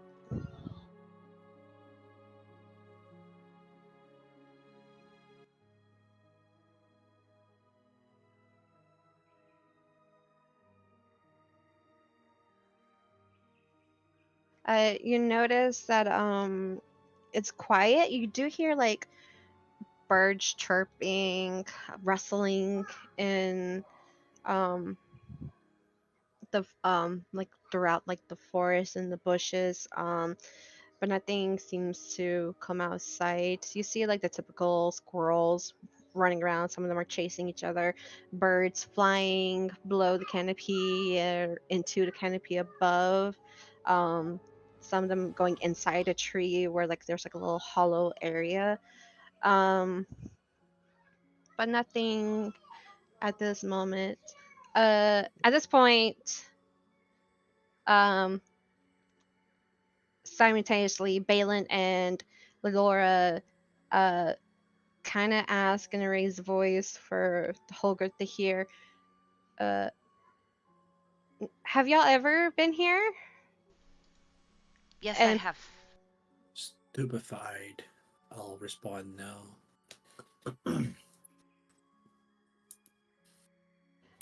okay, uh, then um, Balin uh would uh begin to tell you a little bit about this forest. So would Laura. Aeris, since you've also been through this, you've oh, you always just got a sense like the reason why these trees are the way they are is because of the arcane energy that flows from the kingdom of Savari. into the land and the water, and that's how they became so enlarged. Um, Balin will also inform that to you, Chisuyu. Um, but the twins would mention something that not even you, Aries, know about it. They'd be like, "Oh, there's a rumor back in my college," and that would have been Laura who was saying it. That one of her professors said that there's a tale of one of the Delaries of the old left an artifact here. And at this point, the twins would argue about what the artifact did. Uh, Laura would said, "Oh, it's a creation of nature," and Balin, but like, "No, no, no, no, no! I could have sworn like, uh, the professor said like it summons demons of the old," and they'll just argue back and forth. I mean, either way, it sounds bad. Laura speaks of, "Yeah, but creation of nature. Think of all the possibilities." Things lost and forgotten should probably remain so. Yeah, but and then she sighs. "I think it's beautiful. If it could create, if it had like a powers to create nature, think." And she kind of like just dazes off and just her even like her book just slumps to the ground at her feet, and she kind of like just dazes away. From what you could tell, Aries. Um, Balin would speak up. Uh, yeah, it's it's an interesting rumor, but I hope it's not true. I hope it's just a rumor. Well, in any case, even if there is an artifact, there's no way it's gonna be in the beaten path, right? Just in plain sight and nobody has noticed? Yeah, I've I myself refuse to venture into these woods. I mean, there's one time on my travels, it was just me and uh, a few of my friends. Uh, we were traveling through, and it was at nighttime. I said we should have made camp outside of the forest, but they were determined to continue, and we came across this large shadowy shape. I couldn't make out what it was, and all we saw was like two big pairs of yellow glowing eyes. And all we heard was its heavy breathing.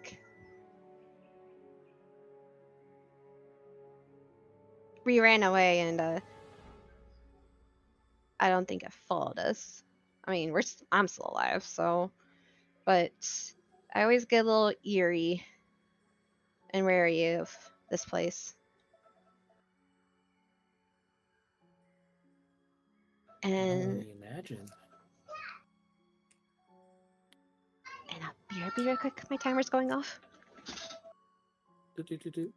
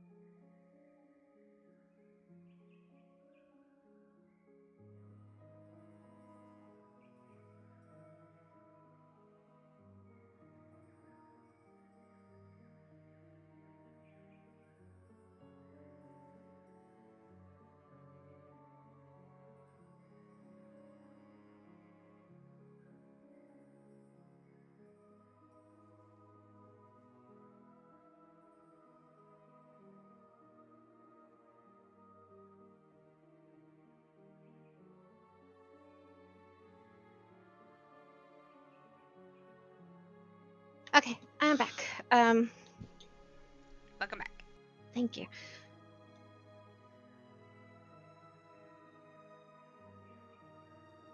But yeah, I've been through this forest a few more times, and I never saw that thing again. It was just a figment of my imagination, you know. Fear, does things to you.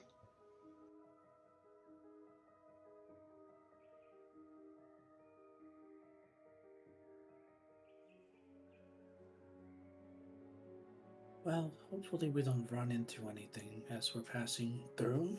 Um, that would be a rough time, huh? He's he swallows, and you might hear him like gulp. Um, yeah. Oh, and then he gets excited and he raises his voice to make sure everyone can hear him. Uh, we're gonna be approaching a little water creek. Up ahead. Uh, we're gonna stop there briefly, but you should try the water there. It's some of the best tasting water I ever had from being from a creek.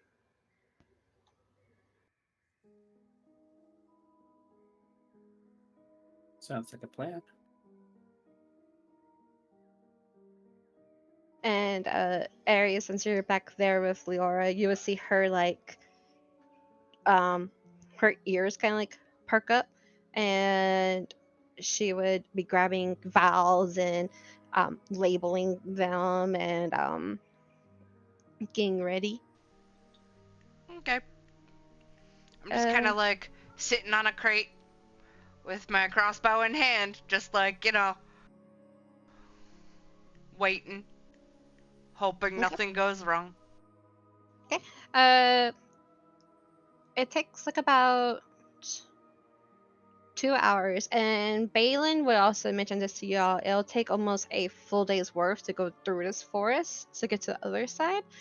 So a few couple hours go by, and he stops the wagons, um, holds onto your hand, Chisuyu, and he hops off, and then he still holding onto your hand helps you get down, and he'll say, "Oh, we're at the spot." And Aeris, you will see Laura quickly bolts out of the wagon with her supplies in her arms. Okie dokie, I'll follow, but like not as fast. Okay. And Balin leads you guys slightly off the beaten path, and you do hear like a little um, water creek going, and it's between um, a couple of rocks, like massive boulders, and like the water is like seeping in through the cracks, and it goes down like a stream, and it's crystal clear, and you immediately see like Balin, like he scoops them up in his hands, puts all over his face, kind of like washing it, refreshing him up a little bit. Um, and he would grab his water container and start filling some up. And he'll just keep like talking, like, "Oh, you have to try this water. It's so rejuvenating and it's just so refreshing." I'll dump the remaining water I have in my water pouch and just fill it up with that creek water and then have a taste. Okay, sure enough, you you taste it and it's crystal clear.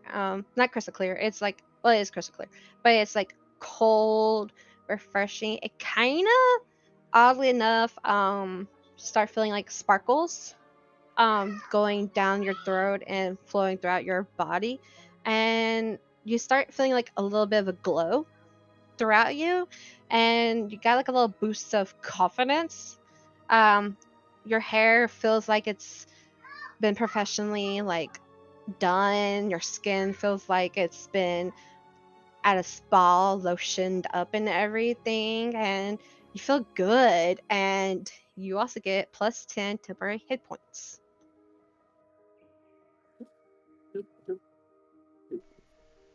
I I'll go. am. Oh, you finish. I'll go. Oh, that felt wonderful. Whew. I'll lean in towards Balin and look back towards Aeris. Aeris, you have to try this.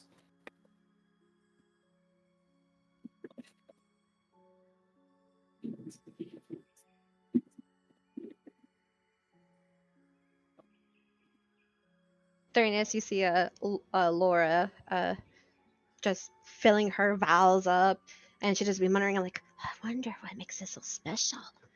And she'll like just jolt in her book and, doing her typical stuff. But of course, I she also drinks some too. I am drinking some and also filling up my water skin with this water. Okay. You also get the same effects as Chisuyu. Your hair feels amazing. You get a boost of confidence. You feel like a glow about you. Your skin feels amazing, like it just got done as spa day. It's all lotioned up, got that high end treatment kind of going on.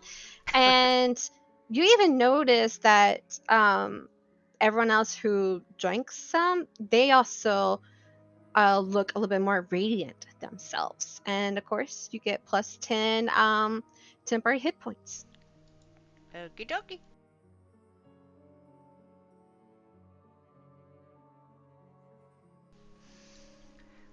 That's like that's almost all of my HP is temporary hit points. Woo!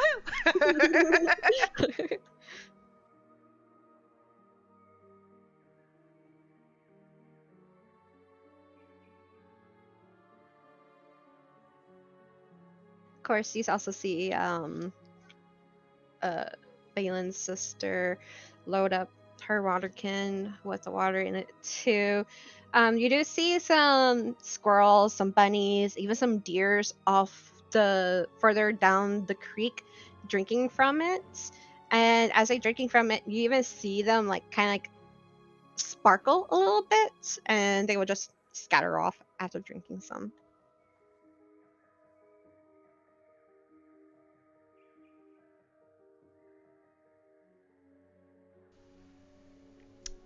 Okay. And Balin be like, but brush like the dirt off of him from like him kneading up the ground, and stretch and say, oh, I really needed that. Oh my gosh, I feel so good. Okay, shall we continue? Yes. Sure thing, darling. He chuckles, and he goes back at the wagon. So does Lalora, and um, everyone gonna be at their same positions. Yes. Yep. Okay, y'all go on. Some time passes. Nothing seems to jump at you or anything. You do see some like movement in the bushes, but that's about it. Occasionally, like a squirrel or a rabbit or a flock of deer will come running across in front of the wagon.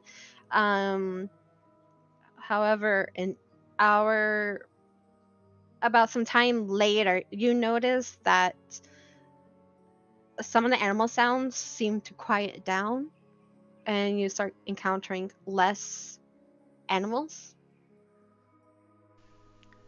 This is extremely worrying for me specifically because I know what this means. It means there's like either like a wildfire nearby or a predator that's like very alert to sound, and I know this means danger. Yep, and Chisuyu, you also notice Balin's face kind of become straight and serious, but he still holds you close. Um, I'll take the hint and grab onto my rapier, ready to brandish it at a moment's notice.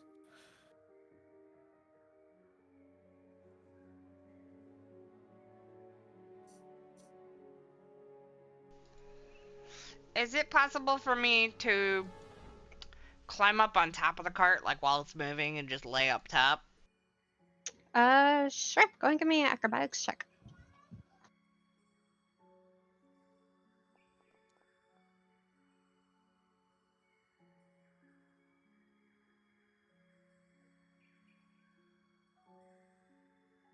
Okay. Yeah. You managed to climb out off to the side and get into position on top of the wagon.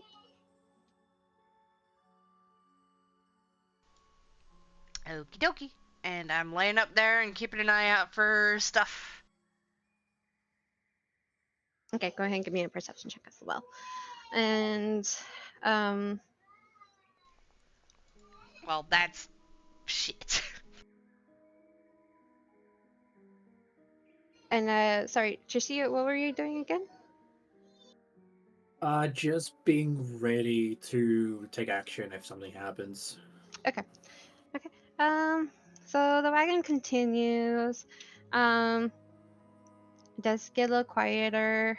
Um, but off in the distance, you do hear some animals.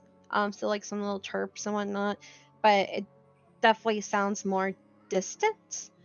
Um, as the wagon moves onward, through like curving of the path and whatnot, you start getting a more foul smelling in the air. It's like hints of decaying, with undernotes of like fecal matter. And as the wagon presses on, it gets heavier and heavier.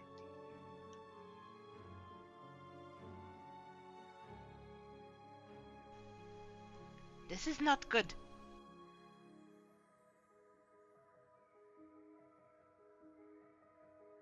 Was there an alternate way we could have taken, Balin? Unfortunately, this is the main path.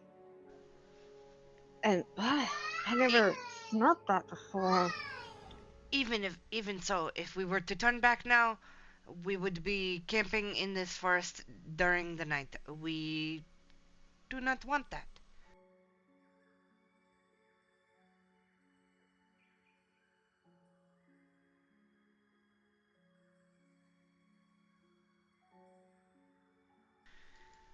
Let's keep going and see if we can push past this quickly and quietly.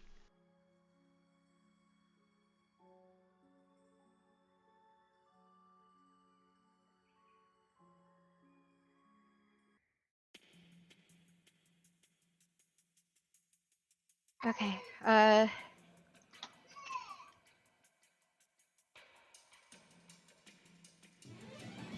Wait, is music playing? Yeah. Yep.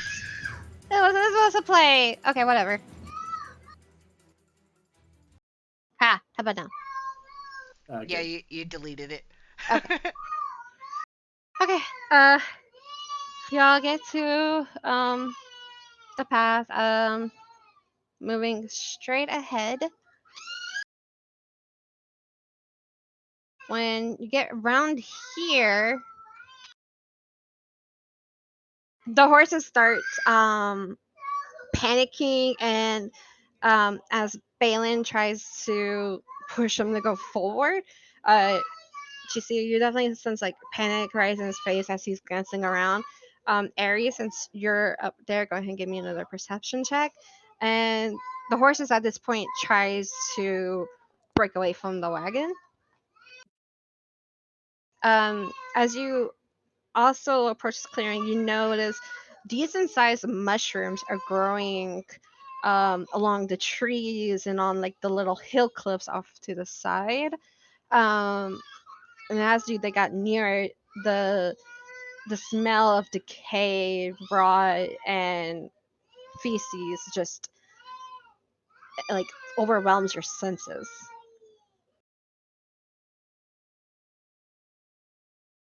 And with that check, you notice a little movement between some mushrooms off in this direction, and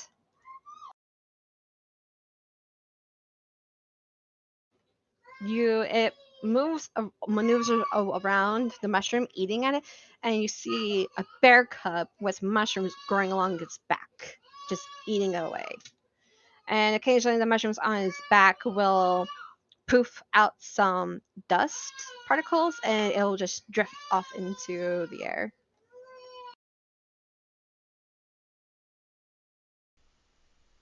Eyes up.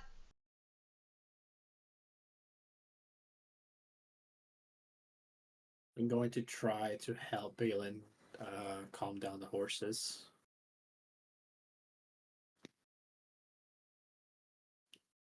Balin, with you helping and everything, he maneuvers the wagon backwards, and when the horses got like away from the mushroom area, they calmed down a little bit.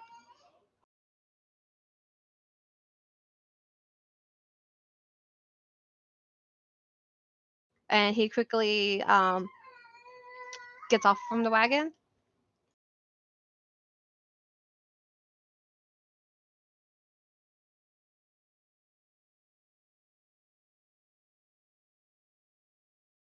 He looks over to the other areas. Did you saw something? Yes, there's a. Oh, I saw one. Bear mushrooms on its back. There may be more. The spores could be dangerous. I do not recommend getting too close.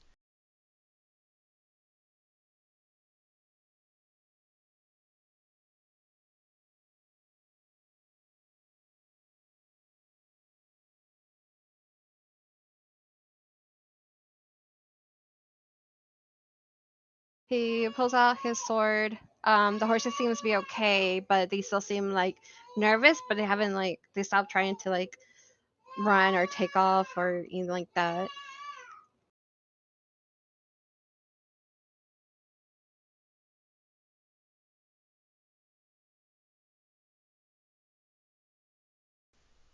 I'll brandish my rapier and also move up, defensive posture. I would like to try to stealth along the edges of the tree thingy. Okay, go ahead and give me a stealth check.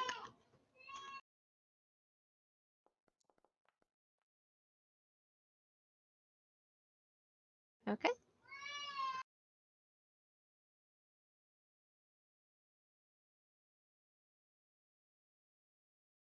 Can I do either an investigation or a nature to see if the mushrooms are the source of the smell of rot? Go for it. Oof. 9. It's hard to tell for sure, but you do notice that as you get a little closer to the mushrooms, the smell does get heavier in your nostrils.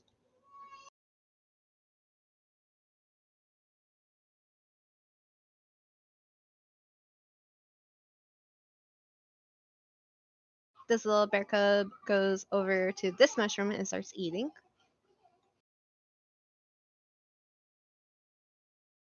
Doesn't seem to notice you guys just yet. I'm sneaking up around the area to try and like see if I could see any more.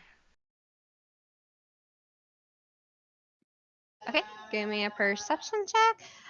During this time, you probably hear Laura back at the horses. Um, she kind of shouts to her brother, "What is it? What's going on? Why are we? What's going on?" And Balin like quickly like turns to her, like turns in her direction, and like, shh.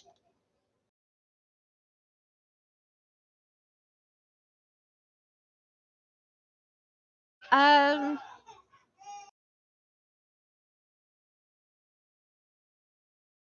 you don't see anything, but you do hear rustling in other directions.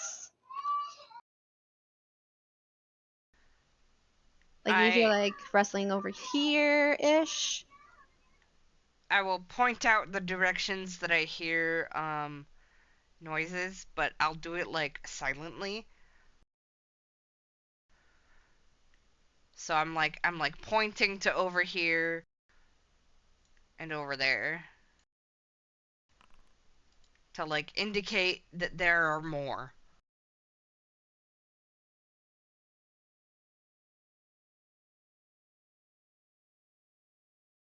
Also, because of Lalora being a scaredy cat, that you but all y'all would notice this cub right here would perk its head up, start growling, and turn around. And it seems to be staring at Chisuyu and Balin. And it would let out a roar, and as it does so, the mushrooms on its back let out spores, and follow up, you hear a much even louder roar. And with that, we'll start initiative.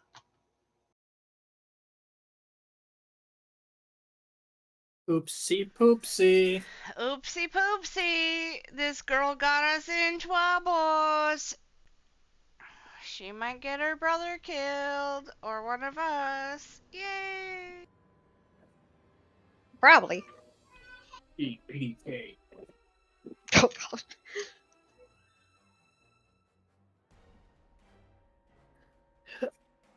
Ugh. Eh.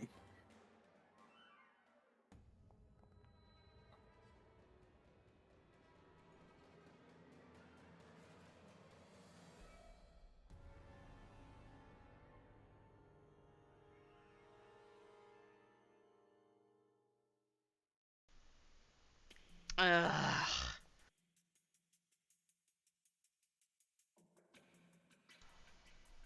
I have a +5 to initiative and I roll this shit? Come on. Well, get your bad rolls out of the way. Look, I've been rolling bad all day. Yeah, you get them out of the way.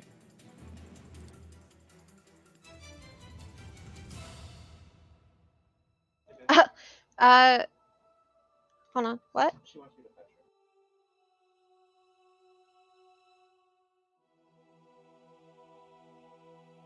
Uh, one moment.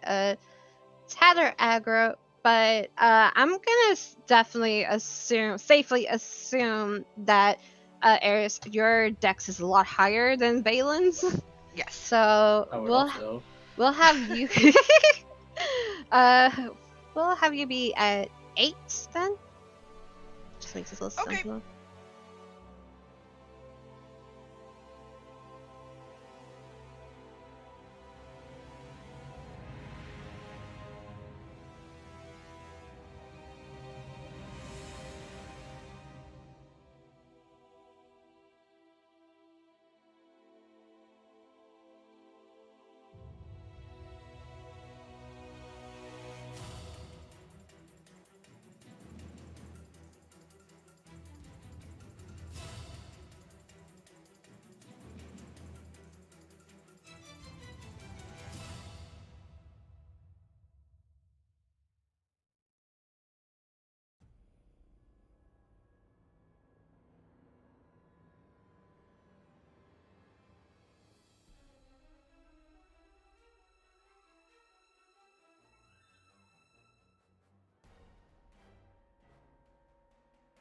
Okay, and I'll be right back really, really quick.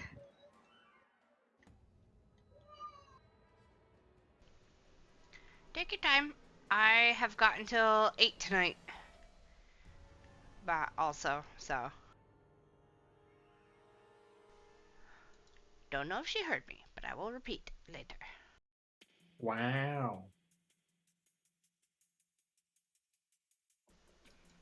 Wow.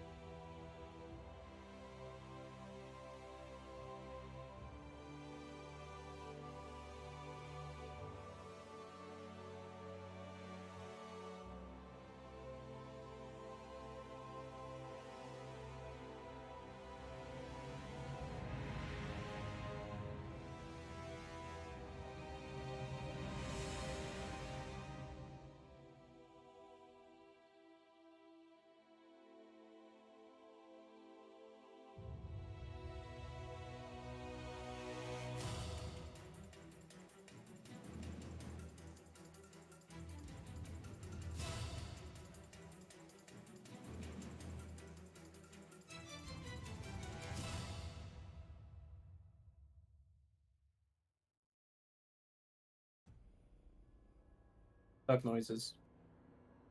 Hey guys, sorry, Mari has a bit of toddler error right now because she basically Ashton's very particular when it comes to her. That is fine. So she has to. So Mari has to be the one to take Ashton out of the bathtub and get her dressed. So That is fine. Tell her to take her time. yep. All right. Night. No.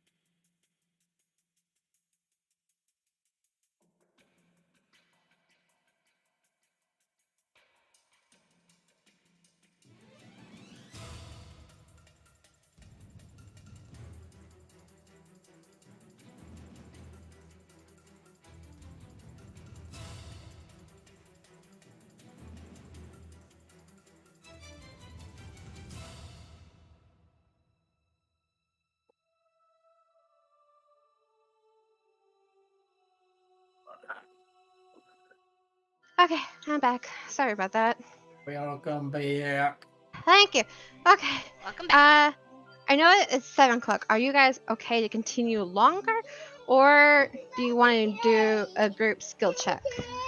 I have until 8, so that's kind of up to you. Okay. Can do a group skill check since combat will probably take longer than an hour.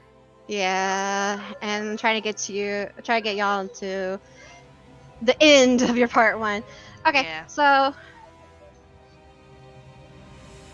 did music change? What the heck is going on? No, Uh-huh. it's been the same.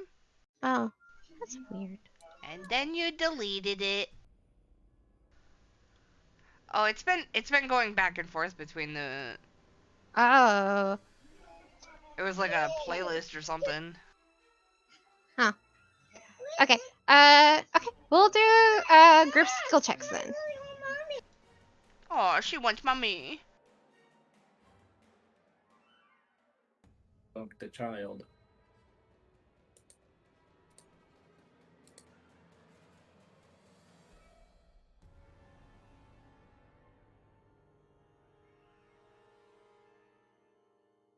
Okay. Let me come up with how many successes versus how many failures you guys need real quick.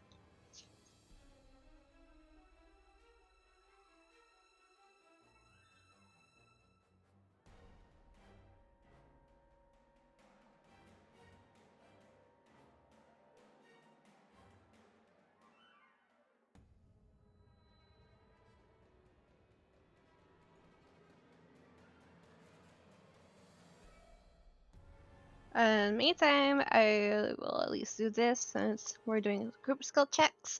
You guys notice a larger bear, more like adult-like, way down, further from you guys, down here in this area.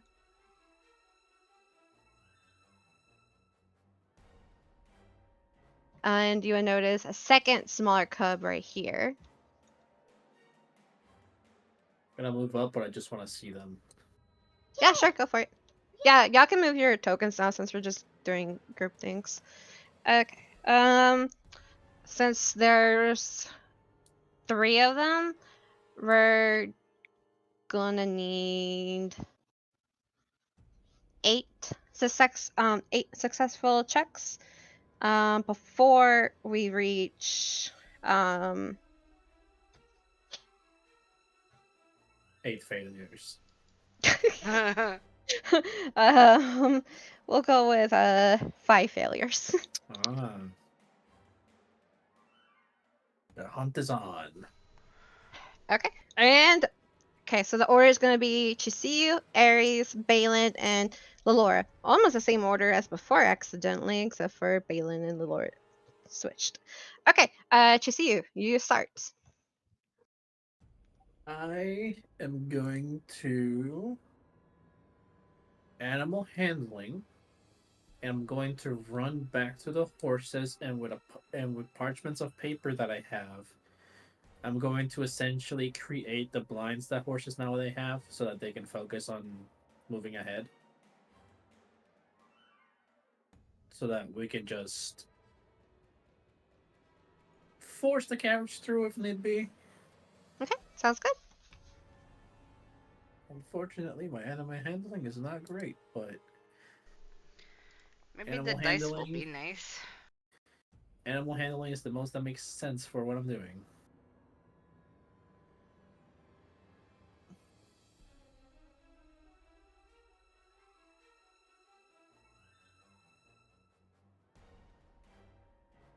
Okay, you try to make the things to block their eyesight. But because of Lalora, they're a little bit more freakish now because she also unsettled them. Um, Unfortunately, that is a failure. Right? Okay, Aries, you're up. Okay, I would like that kind of man. I will.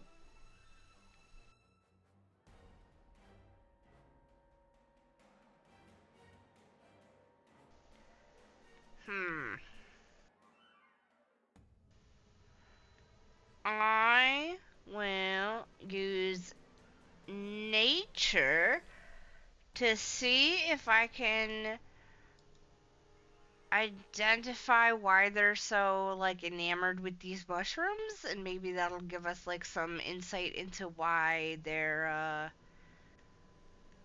here. Okay.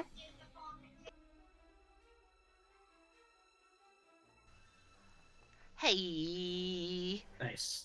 Nice, nice. Okay, so since you've been here before, you also don't remember encountering these mushrooms, but because of um your job basically and what you do recognize that these mushrooms um are the kind that turn things into basically zombie like, where the mushrooms will latch on to the living organisms that it consumes so it can spread throughout its body, which will cause more spores to appear in the air and it'll cause them to spread out more. How these mushrooms came here is unclear. Okay. So knowing that, I'm going to like tell them, stay away from the spores.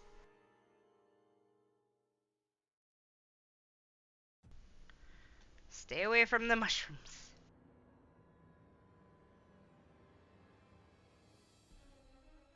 And that's a success. Okay. Um Balin is gonna run up ahead to basically like block the bears from everyone else, and he's gonna do an intimidation with his sword and his lungs by trying like war at them. uh,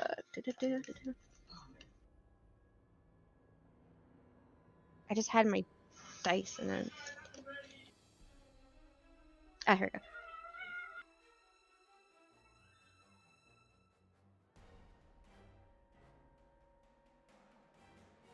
Okay, well, he swings his sword around, and as he does, he swaps it between his left hand and his right hand, starts roaring right back at them. You do hear the bears roar back, but he roars back even. He tries to even go even louder, and you see some of the bear cubs like backing away. So intimidation was a success.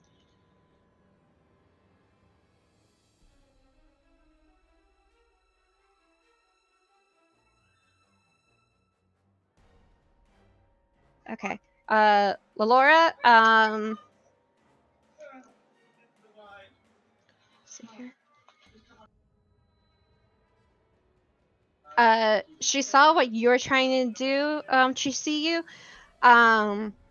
But because the horses were a bit rattled up because of her, um, when you were trying to do the blindfold thing, it wasn't fully covering their eyes, so she's going to use sleight of hand and make sure that the gaps are fully closed over their eyes, basically.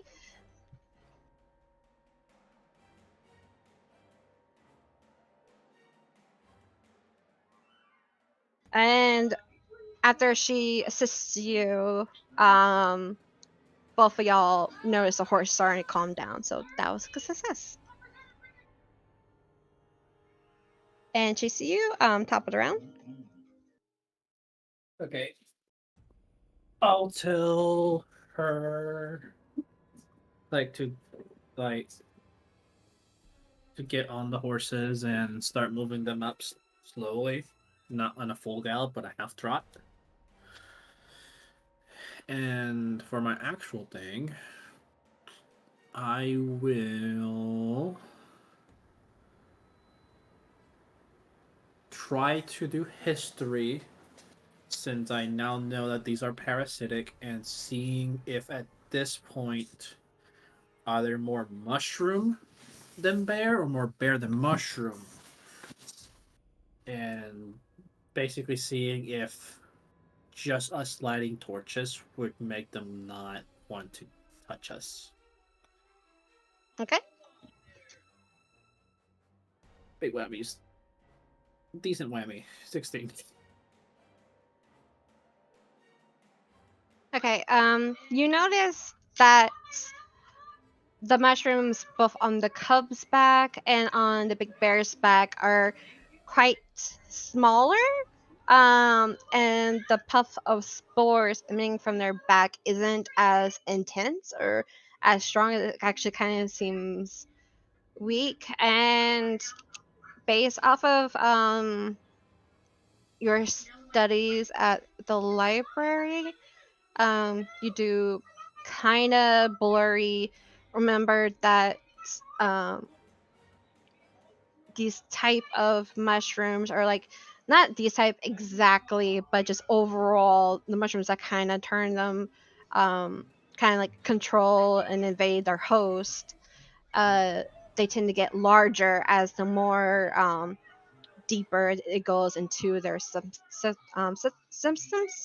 So uh, they are current. You have a sense that they are currently still have bare um, essence still left in them compared to the mushroom invasion. Okay. So that was a success.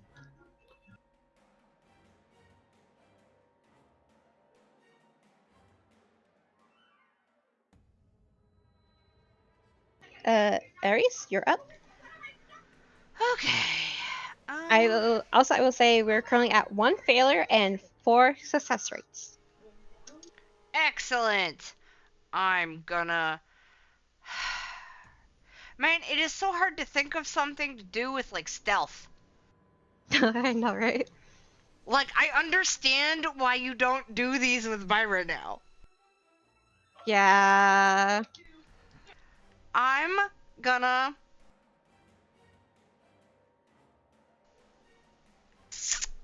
sneak over into this tree area over here.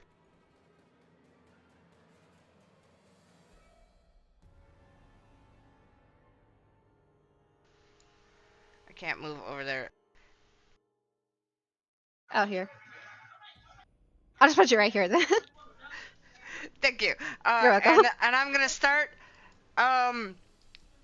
making like a mating call for like like a bear, kind of like a little baby bear noise, like you know, like mommy help me, bear noise. Okay, and what? And maybe I'm hoping this bear has another bear, like another cub, and the mama bear will be like, oh fuck, I'm gonna go over there instead.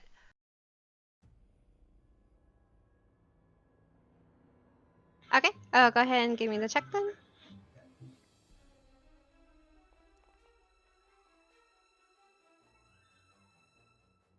Okay, you. Everyone sees this one moment they see Aeris, and next thing you know, they don't see her. And off yonder, you guys hear um what may sound like Aeris to you roar. And you notice that the bear clubs kind of go in that direction, and the mama bear kind of like perk up and like look over there and kind of like take a few steps over there. So that was a success.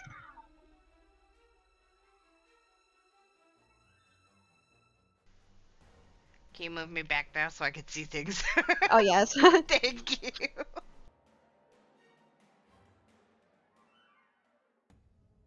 Okay. Now seeing the bears slightly distracted, um, Balin is going. Oh, he can't use intimidation.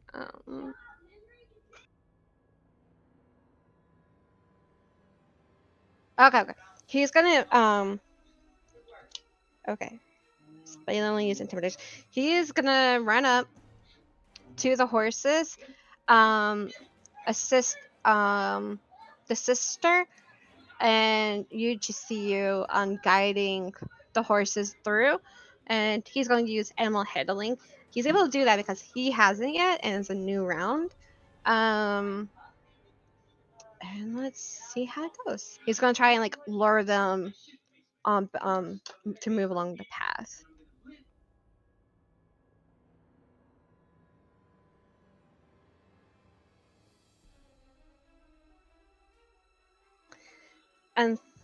Unfortunately, the clanking of his armor kind of startled the horses a little bit, and they back away from him, or like the sound of the armor, and so that was unfortunately a failure on his part.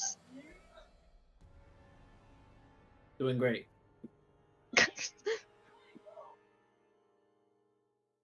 And Balin is looking quite frustrated.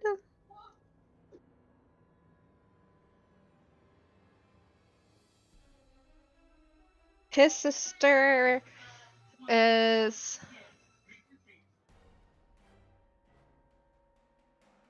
has a brilliant idea of using intimidation to scare the horses to go charging forward.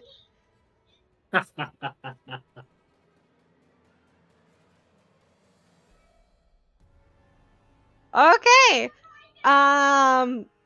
You hear her basically tell you, well, she shouts over to your direction. She sees you to hop on, and she yells at her brother to get out of the way as she grabs the reins of the horses, and she begins to start screaming at the top of her lungs, and the horses rear up and neigh loudly, and they jolt forward. So that was a success. And we're back on top of round of what you see you. Okay, so in this case, I'll do acrobatics to get on top of the horse instead of the wagon, to take more proper control of them and be ready for the dash.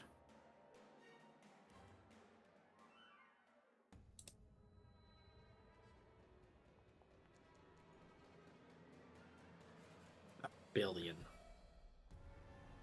Woo!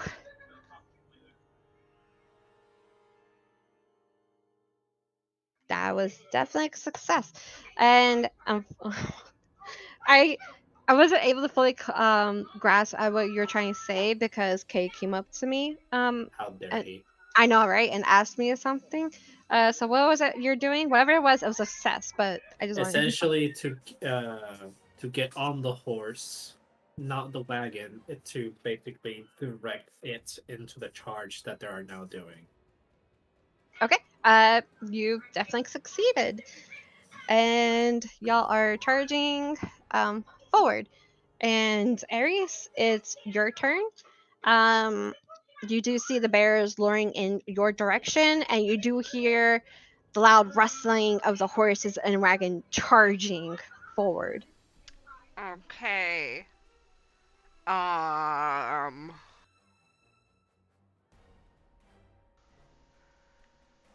Oh boy.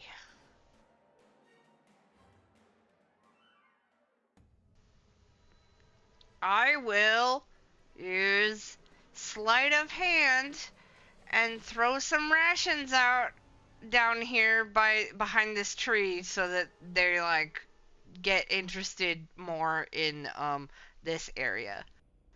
Okay.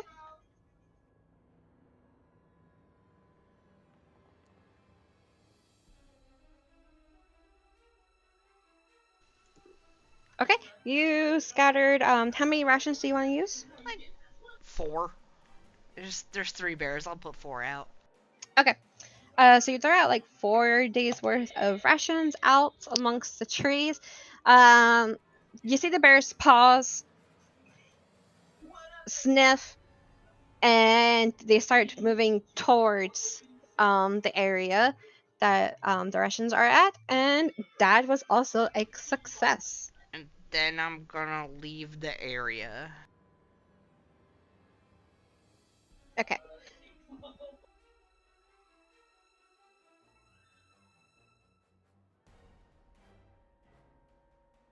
Balin is now seeing the horses and the wagon charging in his direction and hearing his sisters yelling at him. He's going.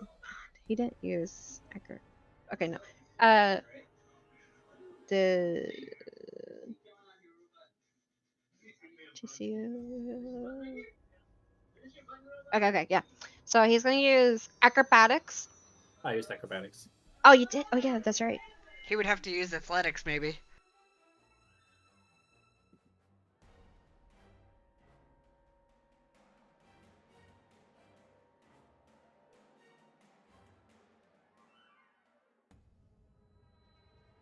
Yeah, I forgot to write that down.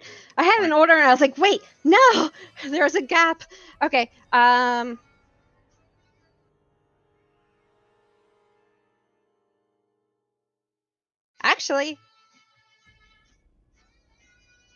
actually, we're at 8, so it was a success anyway. So Balin don't really need to do anything. Y'all succeeded. Yeah, because Aeris succeeded with her nature, Balin succeeded with invitation, Laura succeeded with sleight of hand, Chisuyu succeeded in history, Aeris succeeded in stealth, Chisuyu then succeeded in aerobatics, Laura. Wait, I feel like I'm missing a few things. Balin. He failed at doing whatever he was doing, and then Leora succeeded in scaring them. And then I succeeded in the acrobatics. yeah, Yep. and then I succeeded at sleight of hand. Okay. Yep. So y'all succeeded. And just to speed things along, since now successful group skill check, the bears are eating at the rations behind the tree. Y'all quickly rush in on the wagon. Lilora at the reins with Chisuyu.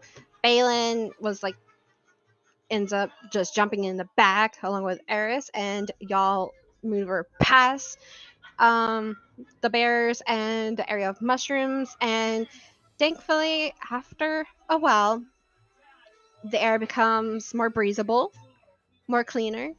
You start to hear the birds chirping even louder, more basically normal sounding of the forest before this happened. Let me stop this music.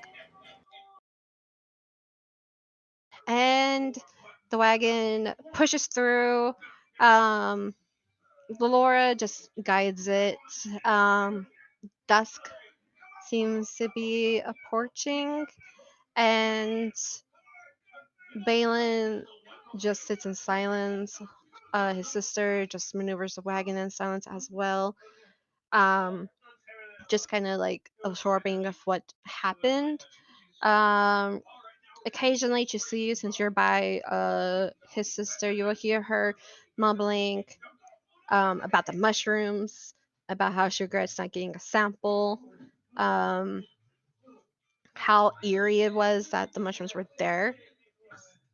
And dusk approaches, and y'all finally see the end of the forest. And Dolores speaks up, "Oh, Balin, we're almost there." And you, Aries, you would hear him sigh, kind of look more at ease. While he was back there with you, he was tensed up. His hand was on his short's handle the entire time, and but now he looks more relaxed. He removes his hand off the hilt.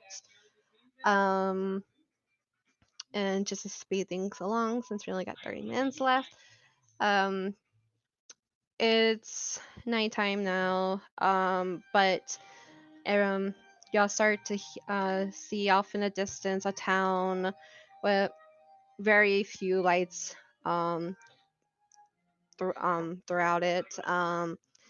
It takes like 2 hours to get there.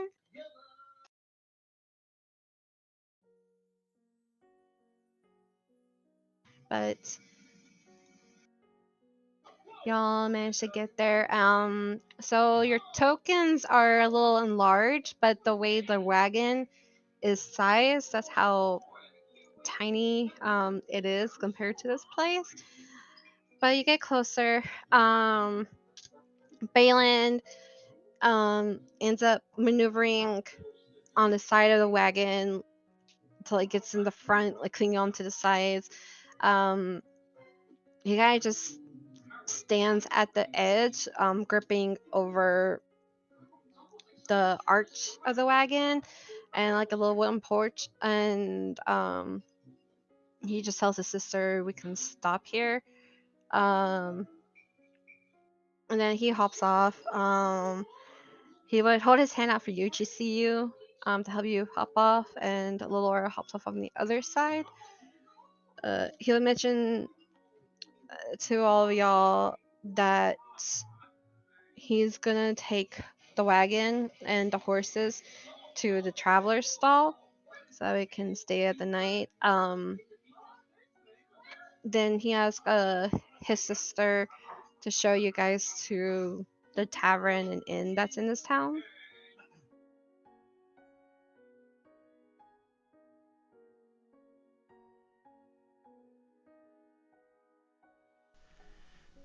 I will go with her to the tavern. Chisi, do you want to do anything before he heads off?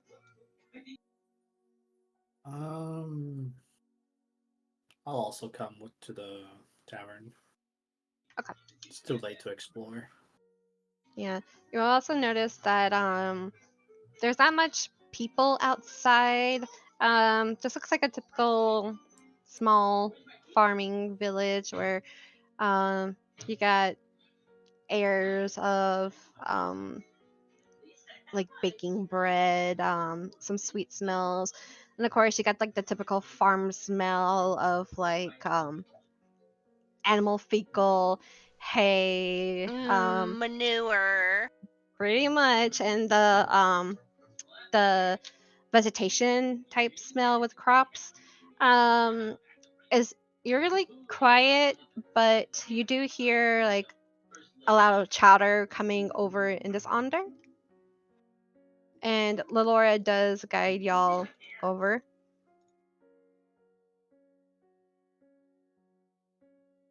On the way, she'll say, "This is the Whispering Tavern," and of course, at since it's night now, you also hear like as the breeze flows through between the buildings, and this village is more downward in the land from where the forest was. So as the breeze is flowing through the forest and more downward this direction, you also hear whispering as you did in the forest. But oddly enough, the whispers down here seem a little bit more louder and slightly more eerie. Weird. Yeah. Balin takes the wagon and the horses off, and uh, as you guys enter,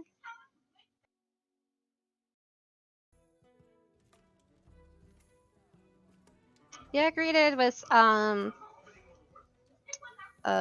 some slightly lively music playing. You see a guy who's also a tiefling with dark blue hair, pale blue skin.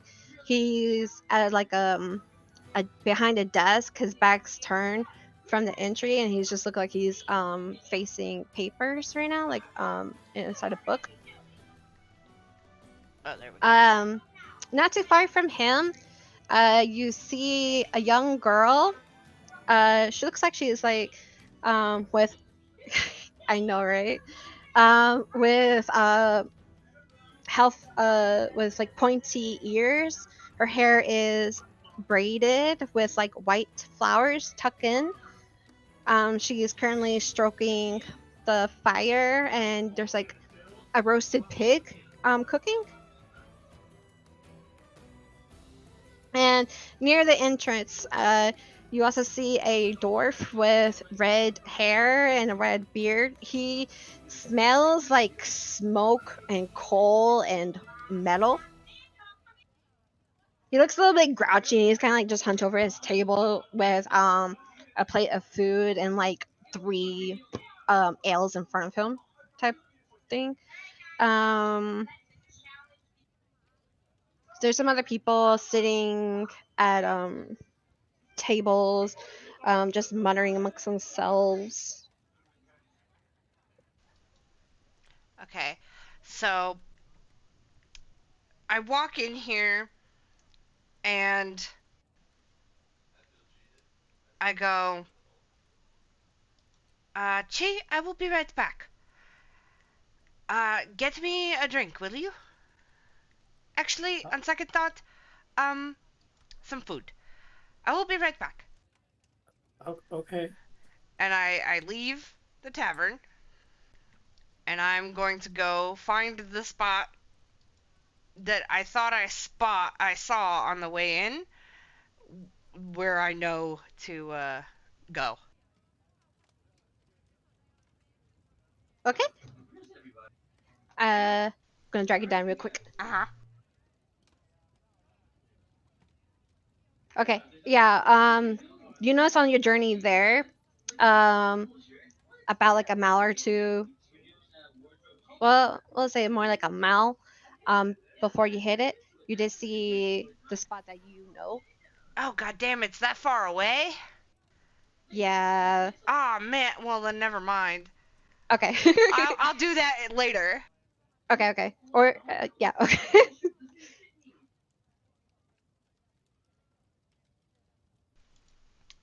I changed my mind. Well, by the time you come back in that case, I'll just finish the order. I am Oh, let me give you the menu. I'm going to go up to the guy.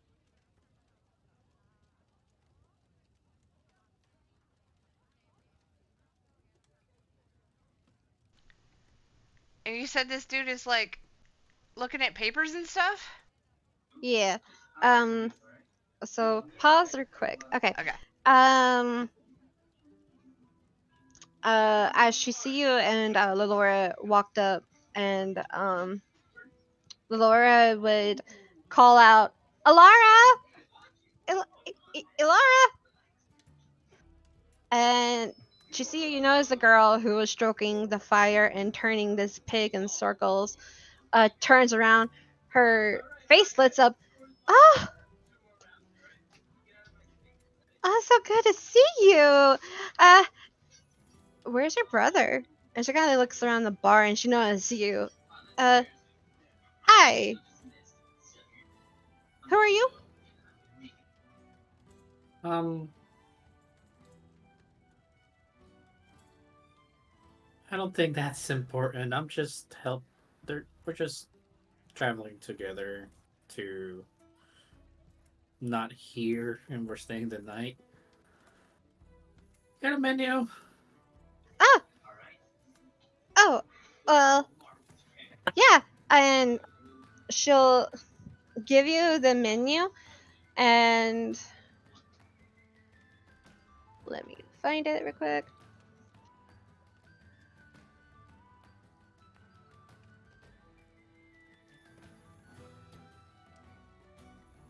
Are you interested in drinks, food, Both. both? Okay. Well, hmm. We have Golden Harvest Ale. It's kind of a crisp ale with hints of honeyed sweetness. We have Moonshadowed wine. It's a local family-made type wine. It's velvety with subtle notes of dark berries. And we have Stonehearth Stout. It's robust, dark with flavors, and roasted malt and a touch of smokiness. And then we have another local drink creation called the Mystic Elixir. It's a concoction that changes flavors with each sip. It's specially designed by our local potioneer, and um it's it's all right in my opinion. Not my favorite. And she kind of like Eric's a little bit. And then we offer Willowbrook water. It's just crystal clear water sourced from our local pond. Um, it's a little bit refreshing. Um, does any of those drinks interest you? Yeah, I'll have a wine. I will try the Mystic Elixir and turn to Lior and say, "What would you like?" I'll have my usual, and you'll see the girl with the braided hair smile and nod to Golden Harvest Ale. Uh, what about your brother? Is he here or no? And she kind of like looks down, Laura, and yeah, he's here. Just get his usual too. The girl perks up. Okay, so we have two golden harvest ales, one wine, and one elixir. Is this correct? Yeah.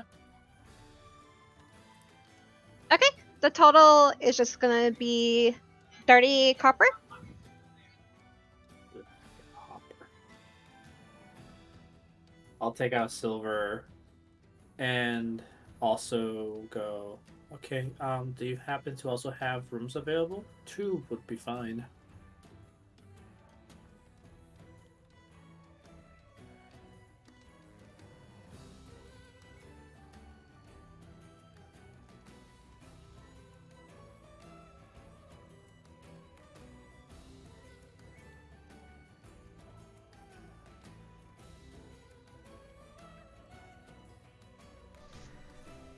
Mari, we can't hear you. Okay, how about now? Oh, yep, can hear you now. Okay.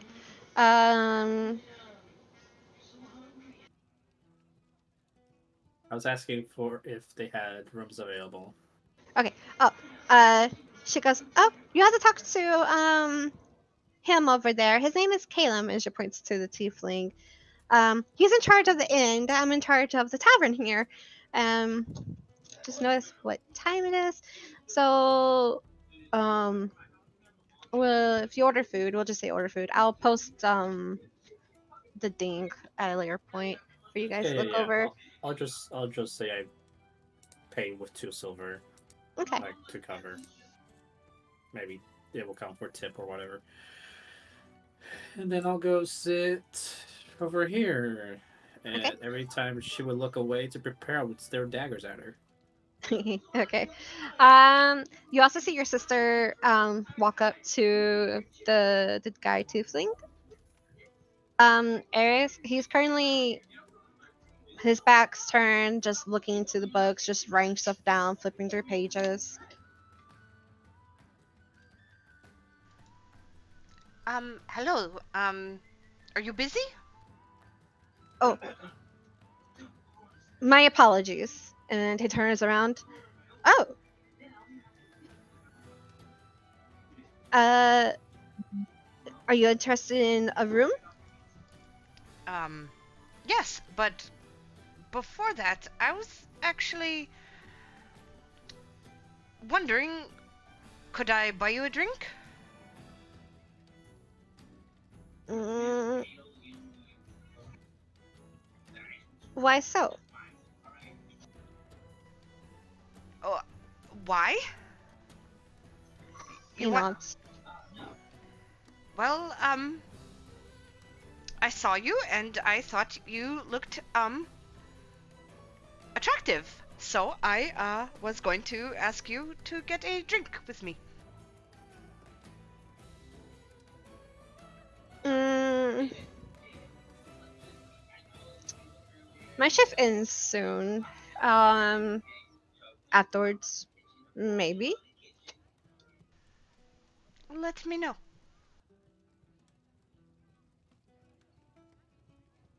Do you need anything else? Besides the hope of a drink with you, no. Not right now. Okay. My name is Aeris, by the way. Mine's Caleb. It's nice to meet you.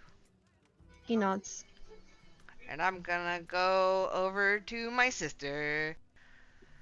Okay. Sit down, put my head in my hands.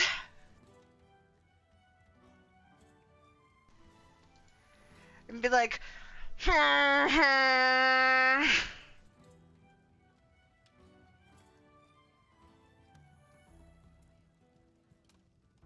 I'll try to pat her. You guys also notice like Lelora is making conversation to this girl, and she's trying to tell her about her like new discoveries and research and what's been going on in Lucia Harbor, and the girl will just be like smiling, nodding, and then occasionally look at the door and look around and then look back at her and try to make small talk like, oh really, that's interesting. oh, poor And Leora.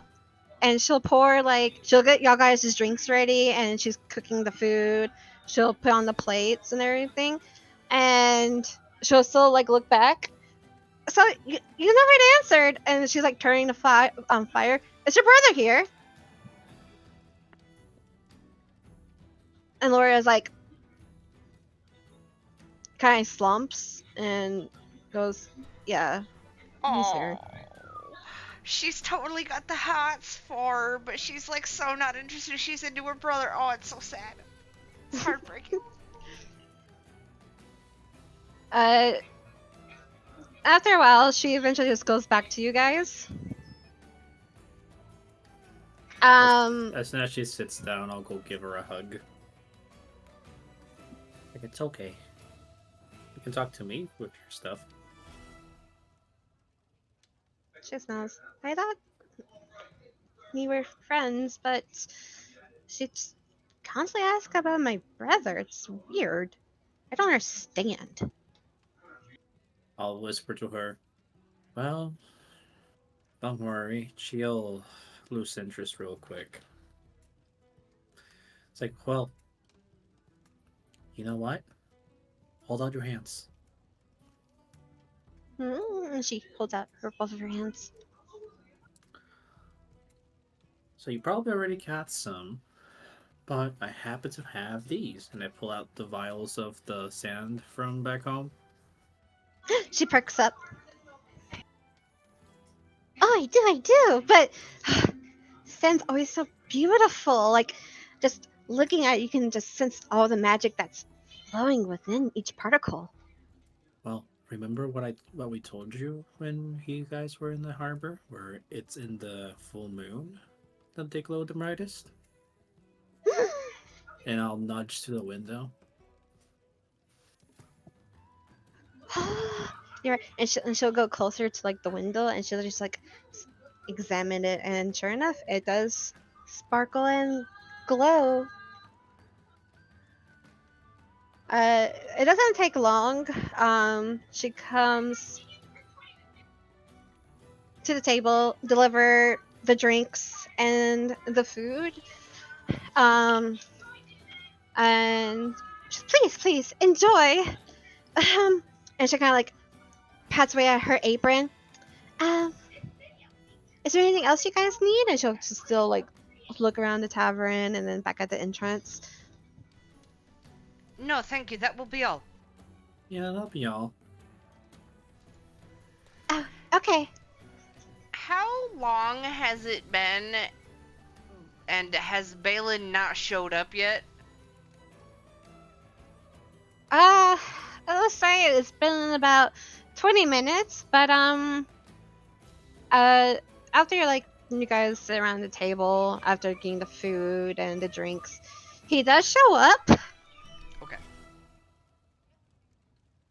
He's looking. If everyone just want to give me a perception check, I guess if you want to. please. Fuck. Okay, well, not bad. Yeah. You immediately see him kind of like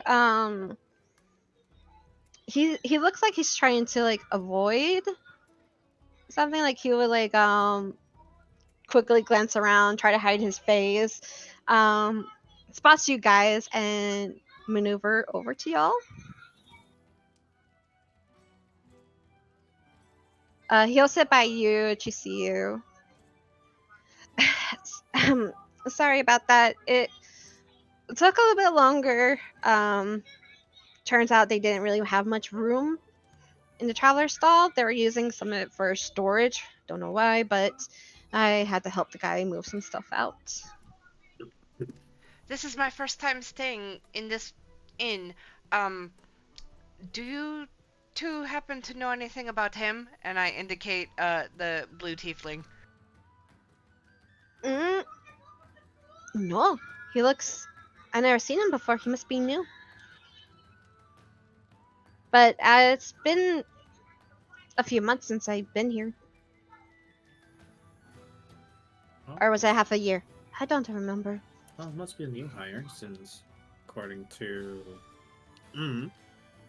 head tilts toward the woman, he's in charge of the innkeeping.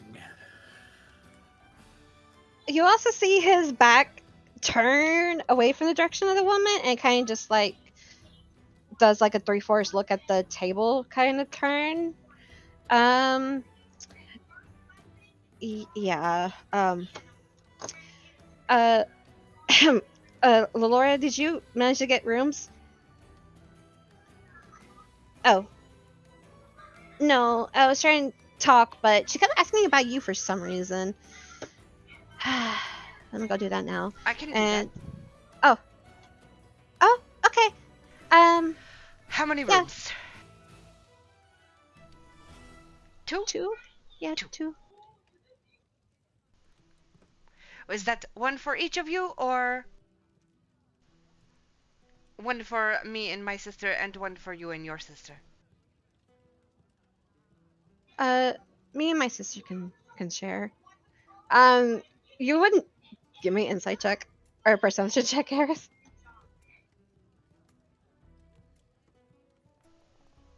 God damn. Okay, you would notice when you mentioned rooms, Balin's face got beet red. And he kind of gulps and clears his throat. Me and my sister can share a room. All right. I'm going to get up and go over to. Can you type his name out so I can like remember it? Oh, yeah. Thank you. While you're at it, can you tell me how tall Balin is? Yeah.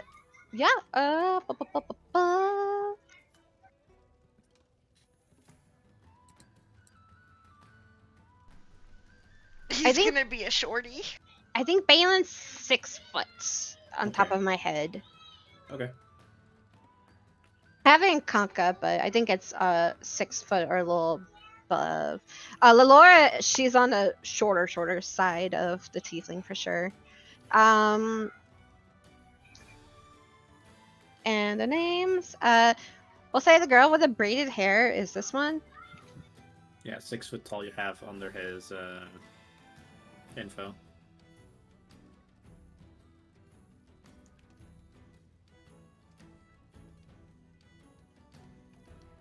And so the first one is the braided girl's hair and name, and the tiefling guy is Caleb. Y'all would immediately definitely notice that he's out of place for this type of village. Who? Caleb? The tiefling guy, yeah, Oh, okay. Caleb.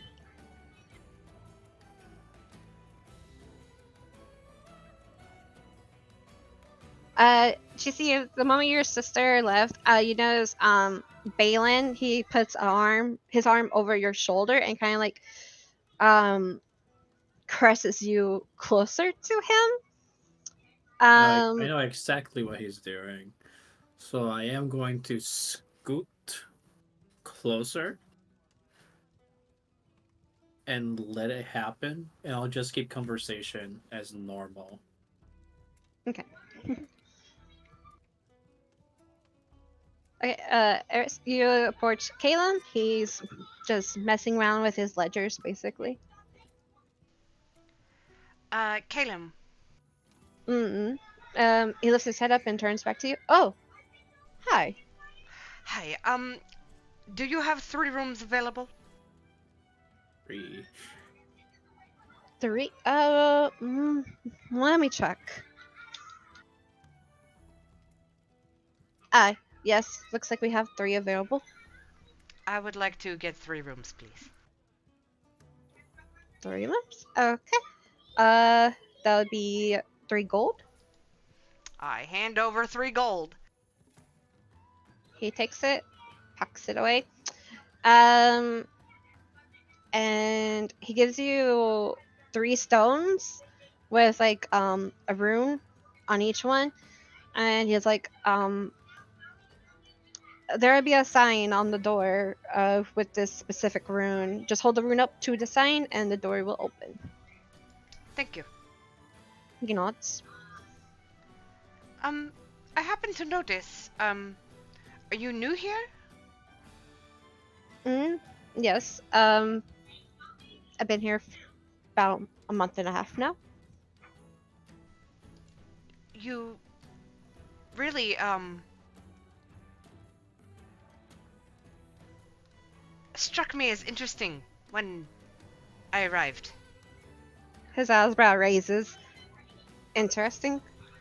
Yes, like I would, like to get you to know you better and possibly buy you that drink later.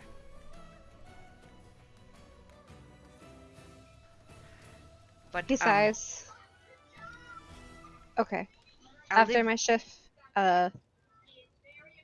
meet me back here then in a few hours. I'll leave you to your work, and then I will go back to the table.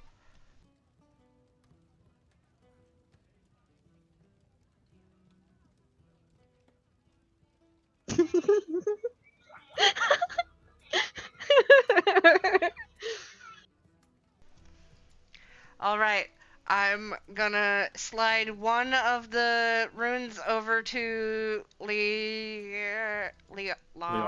Leora, and one over to Chi, and I'm keeping the third one.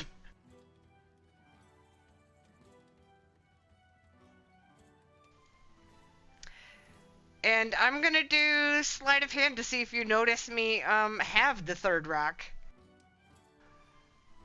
Rune, whatever it is. Yeah, my passive perception is way lower than that, so no. Okay. Because I'm more paying attention to.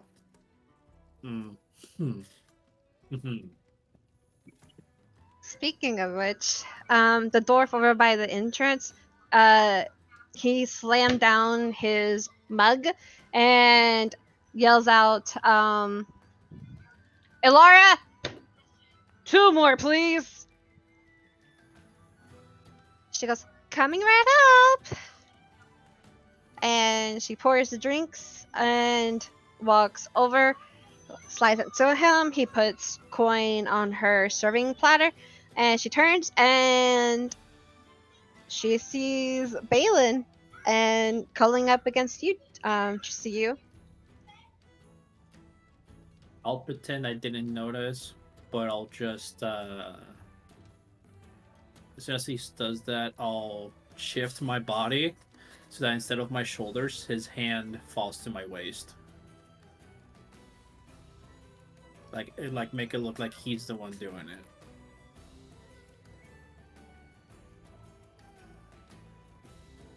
You notice Balin's face got a little redder because he has his back turned away from most of the tavern, so he doesn't notice what's going on. He kind of just like leans in and like just gets a little bit more closer to you. Um, Laura, his sister, kind of looks a little awkward around you guys. She kind of just like eats away at her food, drinks. Balin would take like a spoonful of food and like see if you eat it off the fork, like kind of like. Oh my god, it's so cheesy. I love it. I love it. And you just see like daggers going straight into Chisuyu as Ilara approaches the table. What a bitch. Okay, if she's approaching, then I'll definitely like take a bite. Ilara sees this happening. Oh, Balin, it's so good to see you. And she kind of like slams her platter, and coins go up in the air a little bit and scatter, slightly. It's so good to see you. I haven't seen you in a while. You look great. And she kind of like puts her hand on his shoulder. Okay, I rolled this perception to see if I notice what is actually happening between Chi and Balin. Like, they're doing this to make this girl go away. Give me an insight check. Along with I'll clear with your perception too, but also give me an insight. Okay. Well, god damn it. Well, This is the fourth one today! Well, you do see them calling up, and you do see Alara staring daggers at your sister, and she gets closer to the table, and you see Ilara becoming more passive aggressive. And also, you said you had to go at 8, right? I can go a little bit longer. Okay. So yeah, that's what you see. Okay. Balin's face goes a little pale, and kind of turns his head away from you, Chisuyu. Hi, Ilara. You look good too. How's it been?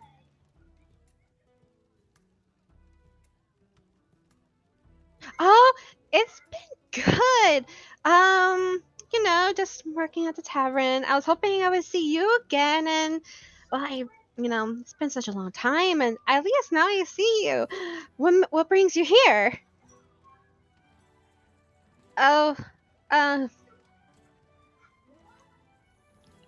me, my sister, um, my girlfriend, and her sister are going to Lord Donna. And you'll see Lara's face go pale. Girlfriend? And she'll just stare at you, Chisuyu. And once again, you feel daggers going through you. My eyes are never leaving Alara during this conversation. I'm just leaned back in my chair, just staring at her. I'll go. Is there a problem?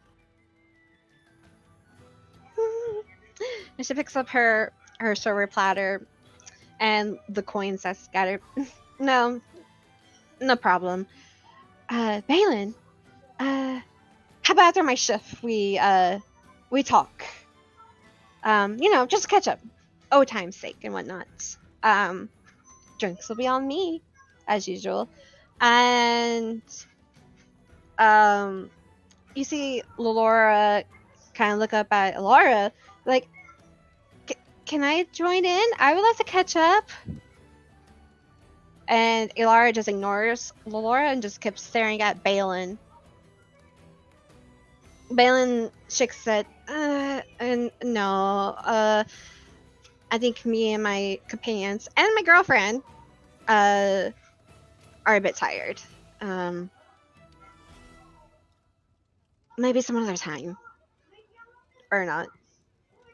And he started to act awkward again and kind of turns away. Alara looks pissed, and she kind of just storms off back to her working station, and you'll just see her like aggressively stroke the fire and spin the roasting pig around.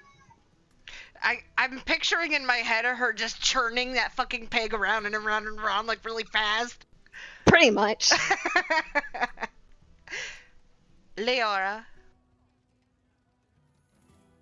Hmm. you deserve someone better who will notice you rather than someone who ignores you. She does not. As soon as the waitress walks away, I'll scoot back away a little bit and go, yeah, I agree. Like, you'll find people who are of equal mind, and those are the people you want to stick close to, not people who are just pretending. She does not seem like a nice girl. Valen, let's make it. She's nice for the most part. Balin, read the room. He sighs. And he just goes and drinks his ale.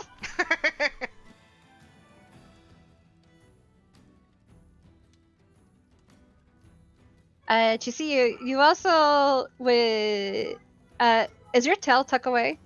Yeah, like, at all times my tail is tucked away.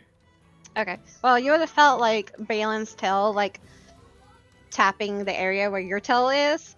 But if he doesn't feel it, he just pulls his tail back. Yeah, the most is like he will feel it moving, like an acknowledgement, but he gets the idea that I don't like showing it.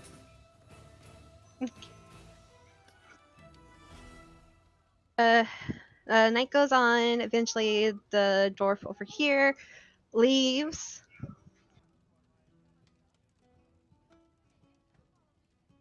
And it's starting to. You can kind of sense that now it's like really, really late into the evening. Lilara stretches and yawns. Brother, can I have the rune? I'm just gonna go to bed now. I gave it to her. Oh yeah, that's right. She's like, I'm just gonna go to bed. Balin be like, wait, let me see what the rune looks like. And he looks at it and slides it back to his sister. I'll just knock on the door. And she gets up and leaves.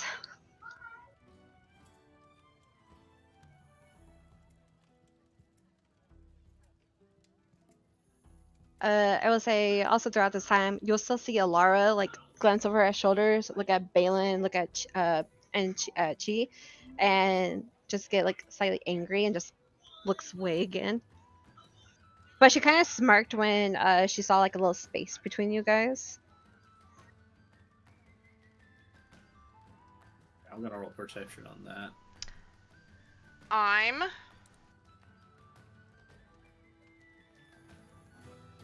I probably saw the bitch doing that. Oh yes, you noticed. I'm gonna say,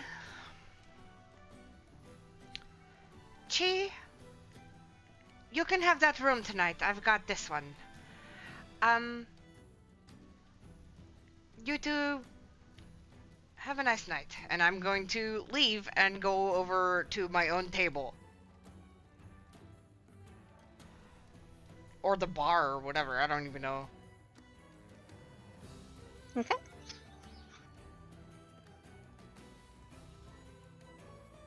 Y'all do notice the few people that are in here do get up and leave.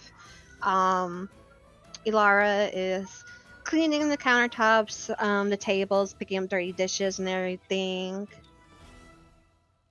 Caleb's really not doing much. She's just doing paperwork, it looks like.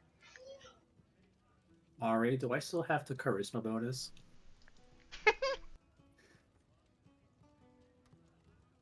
From the water. I would say yes. Okay. I'll stand up,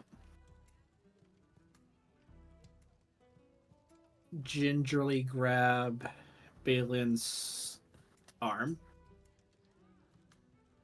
and pull him into the bedroom.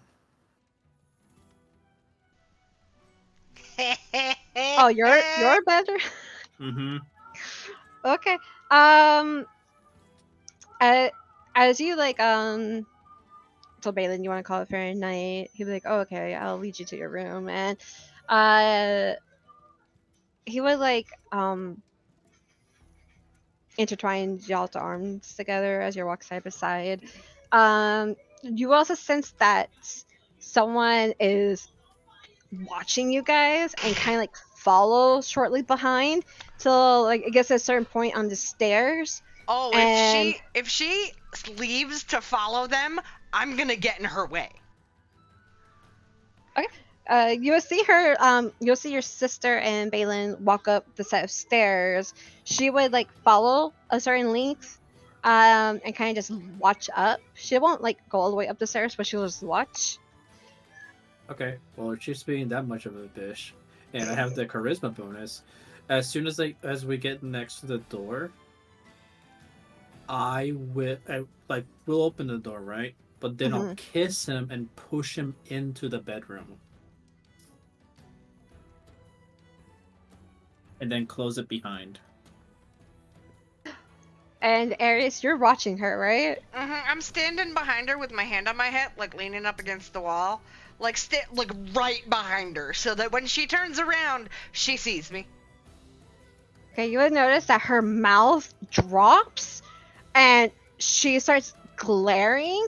The dirty dishes that she had holding, they fall all over the floor. Some of them breaks. Caleb jumps. Huh, Alara, what has got into you? And he just shakes his head and goes back to his ledgers. She turns and she sees you. And she goes, "What?" And she bends down and starts picking stuff up. I just kind of smirk and I go back to the bar. I was just making sure she wasn't actually going to follow to the room.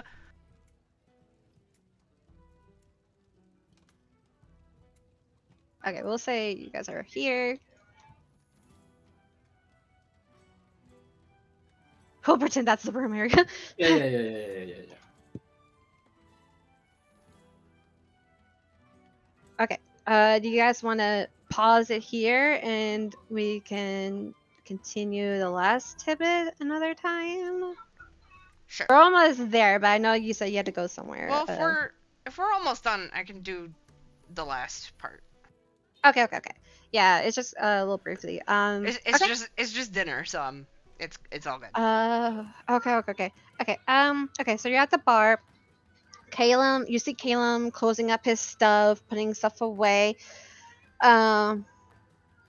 Turns to you.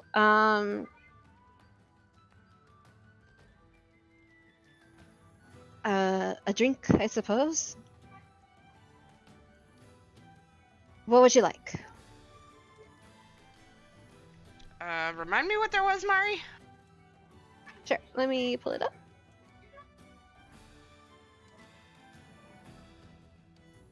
There's a Golden Harvest Ale, which is like a light, crisp ale with hint of honey sweetness. Moon Shadowed Wine, which is a locally sourced wine. It's rich, velvety, with subtle notes of dark berries. Ooh, I want that. The You wine. want that one? Yeah, Okay. I'll get that one. He'll say, "Good choice," and he'll just grab the bottle right off the shelf, along with 2 glasses. He slides a glass to you and a glass where he's gonna sit, and he pours some wine into each glass, and he sits down beside you. You see Alara just scattering around the inn. Now she'll still start staring daggers at Caleb. She'll be like, "Aren't you gonna help?" He's like, "My shift ended a little while ago. I am currently drinking with this fine lady here." Just huffs like, Ugh. Get cooked.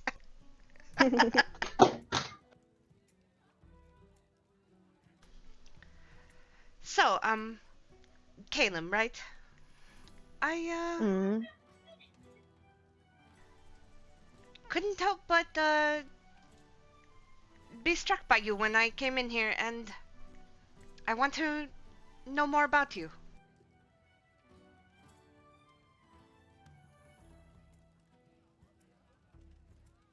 Well, what would you like to know? You came here a month ago, you said, yes?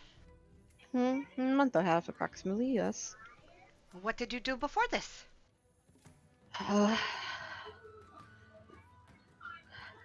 Well, Hallie did some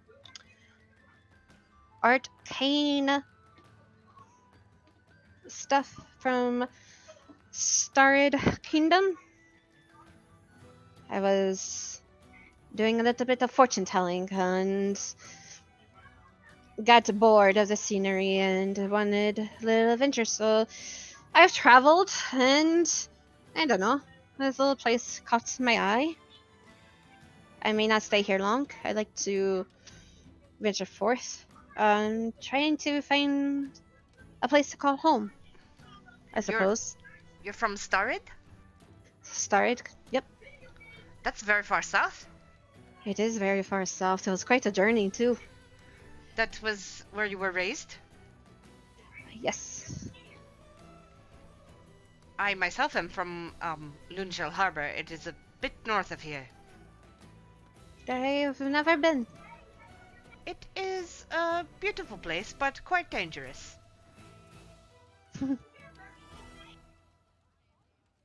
I will put that on my list of places to check out.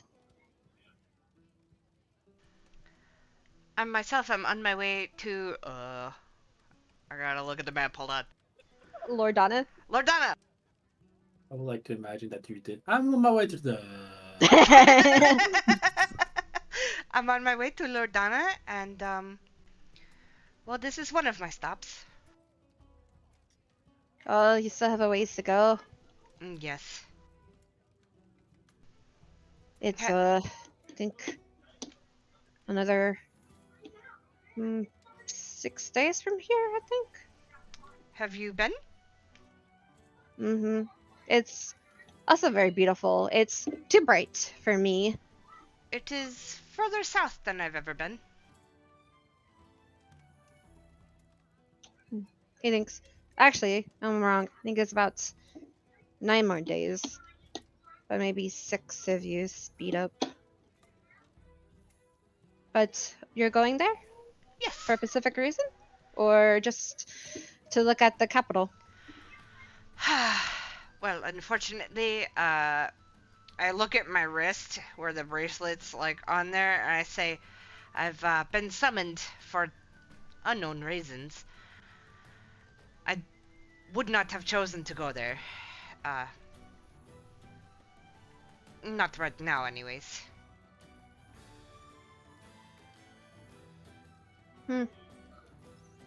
I've heard rumors from traveling merchants where people were gathering down there and they received a strange butterfly.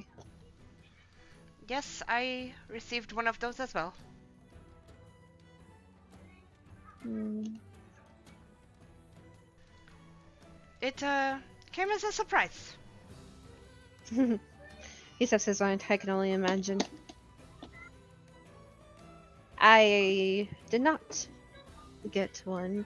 Someone from the village did, and they left just yesterday.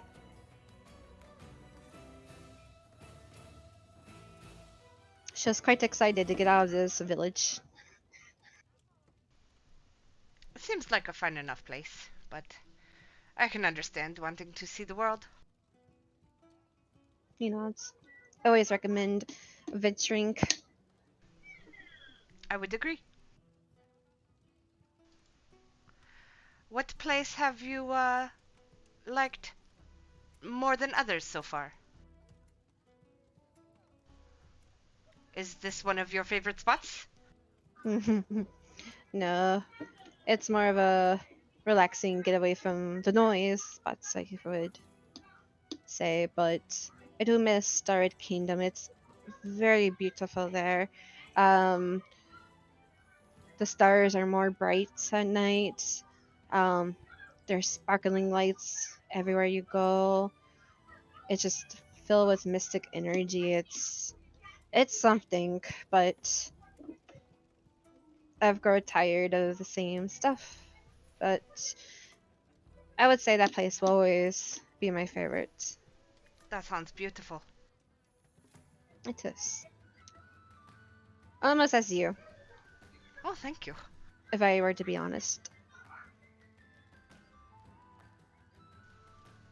I would say the same. You're definitely you caught my eye when I came in. At least you didn't look at me like I was a freak. Why would anyone do that? Um, with my bloodline and the gifts of the family that's been passed down from generations to generations, I tend to look out of place. Well, I certainly don't think so. But then again, I would also be out of place. Being He looks half at you Haringan is not common. Yes, I would be lying if I said it didn't not startle me, but more like of oh, a fascinating. Um, I think it's I think you and your sister, I'm assuming y'all both look alike, are quite beautiful. Well, thank you. We aren't staying long though. Probably just tonight. Understandable. Lord Donna is very far away. But I would be lying if I said I did not want to spend the night with you. He chuckles slightly, pours more wine into your glass, into his glass. Um, and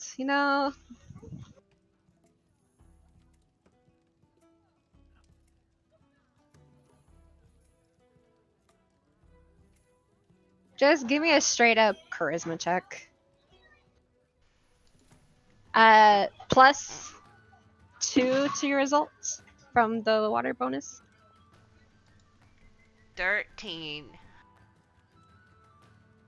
He, with one hand, picks up both of the drinks, and the other hand with the bottle. How about we finish this conversation in my room?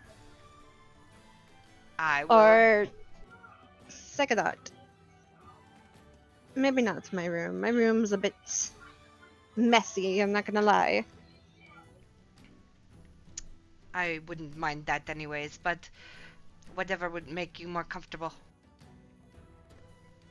I did get 3 rooms after all. Oh, was one of them for you? Yes, Just you? just me. Lead away. I will lead the way.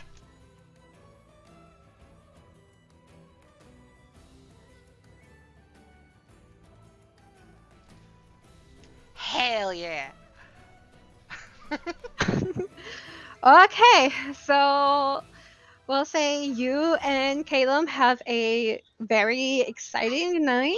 Mm-hmm. Um, Jeez, see you. Did you want to go all the way with Balin? That depends on him. Because what I would have done as soon as barge into the room was stop kissing him and say sorry. It's the only thing I could think of to get her off our ass. He looks extremely flushed, ears red, face beat red. You also noticed his tail is kind of like wrapped around your waist. Um, It don't be. Uh, you actually helped. She's been a pain in my ass for a while now. She's nice, I swear, but she does get a bit too much. Given how she was treating your sister, I don't think so. But Yeah, I don't appreciate that. I feel like she's only talks to her just to find out more about me. well, I'm up for it for a little bit, and then you can go back to your sister tonight.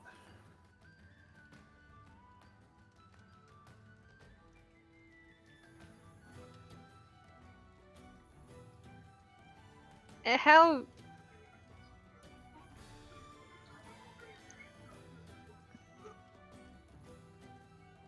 he looks a bit awkward, but his face is really red. Uh, Are you staying by yourself? I did show you I had my own rune. Just wanna. I'll lock the door behind us, like, not necessarily.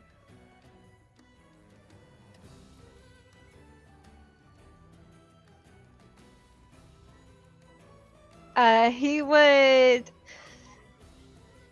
grin,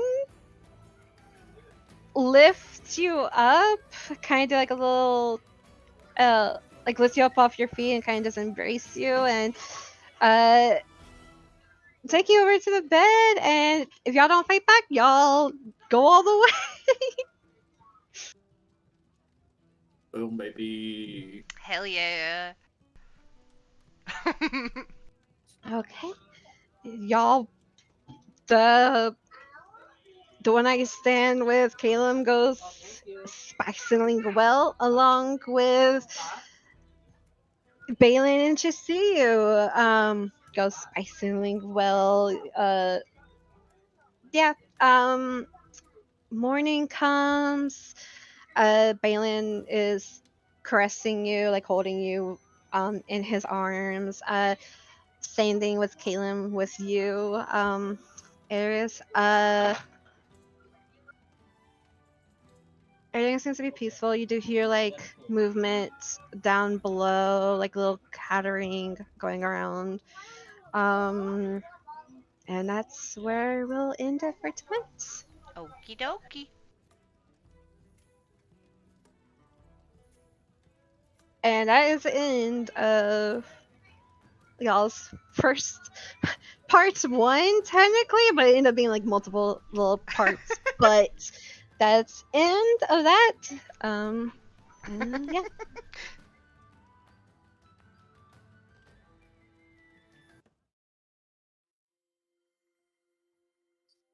So if that's the end of part one, does that mean level 3 or? Are we still gonna be doing more, or Yes, are we there'll like? still be Okay. more Okay. before the campaign, yeah. Okay. Yeah, that's what I was curious about, because I was Yeah, like, the part one Yeah, was it like confused me. Yeah, it's just because y'all two are sisters, so it took a little bit longer. And of course, you know, like I said, you plan for a lot, and you're like, oh, this is gonna be happen, but then it ends up being longer, a lot shorter. This time it just ended up being really longer. So Mm-hmm. And are we technically the one that chose the furthest location we could have possibly I picked? think we fucking did, though. uh it's about equal. Oh, okay. Okay, I'm still waiting on Cell to get done. that bitch. But yeah, I'll say like you guys went up like northwestish. The other ones went more south, except for another person. It's more another direction.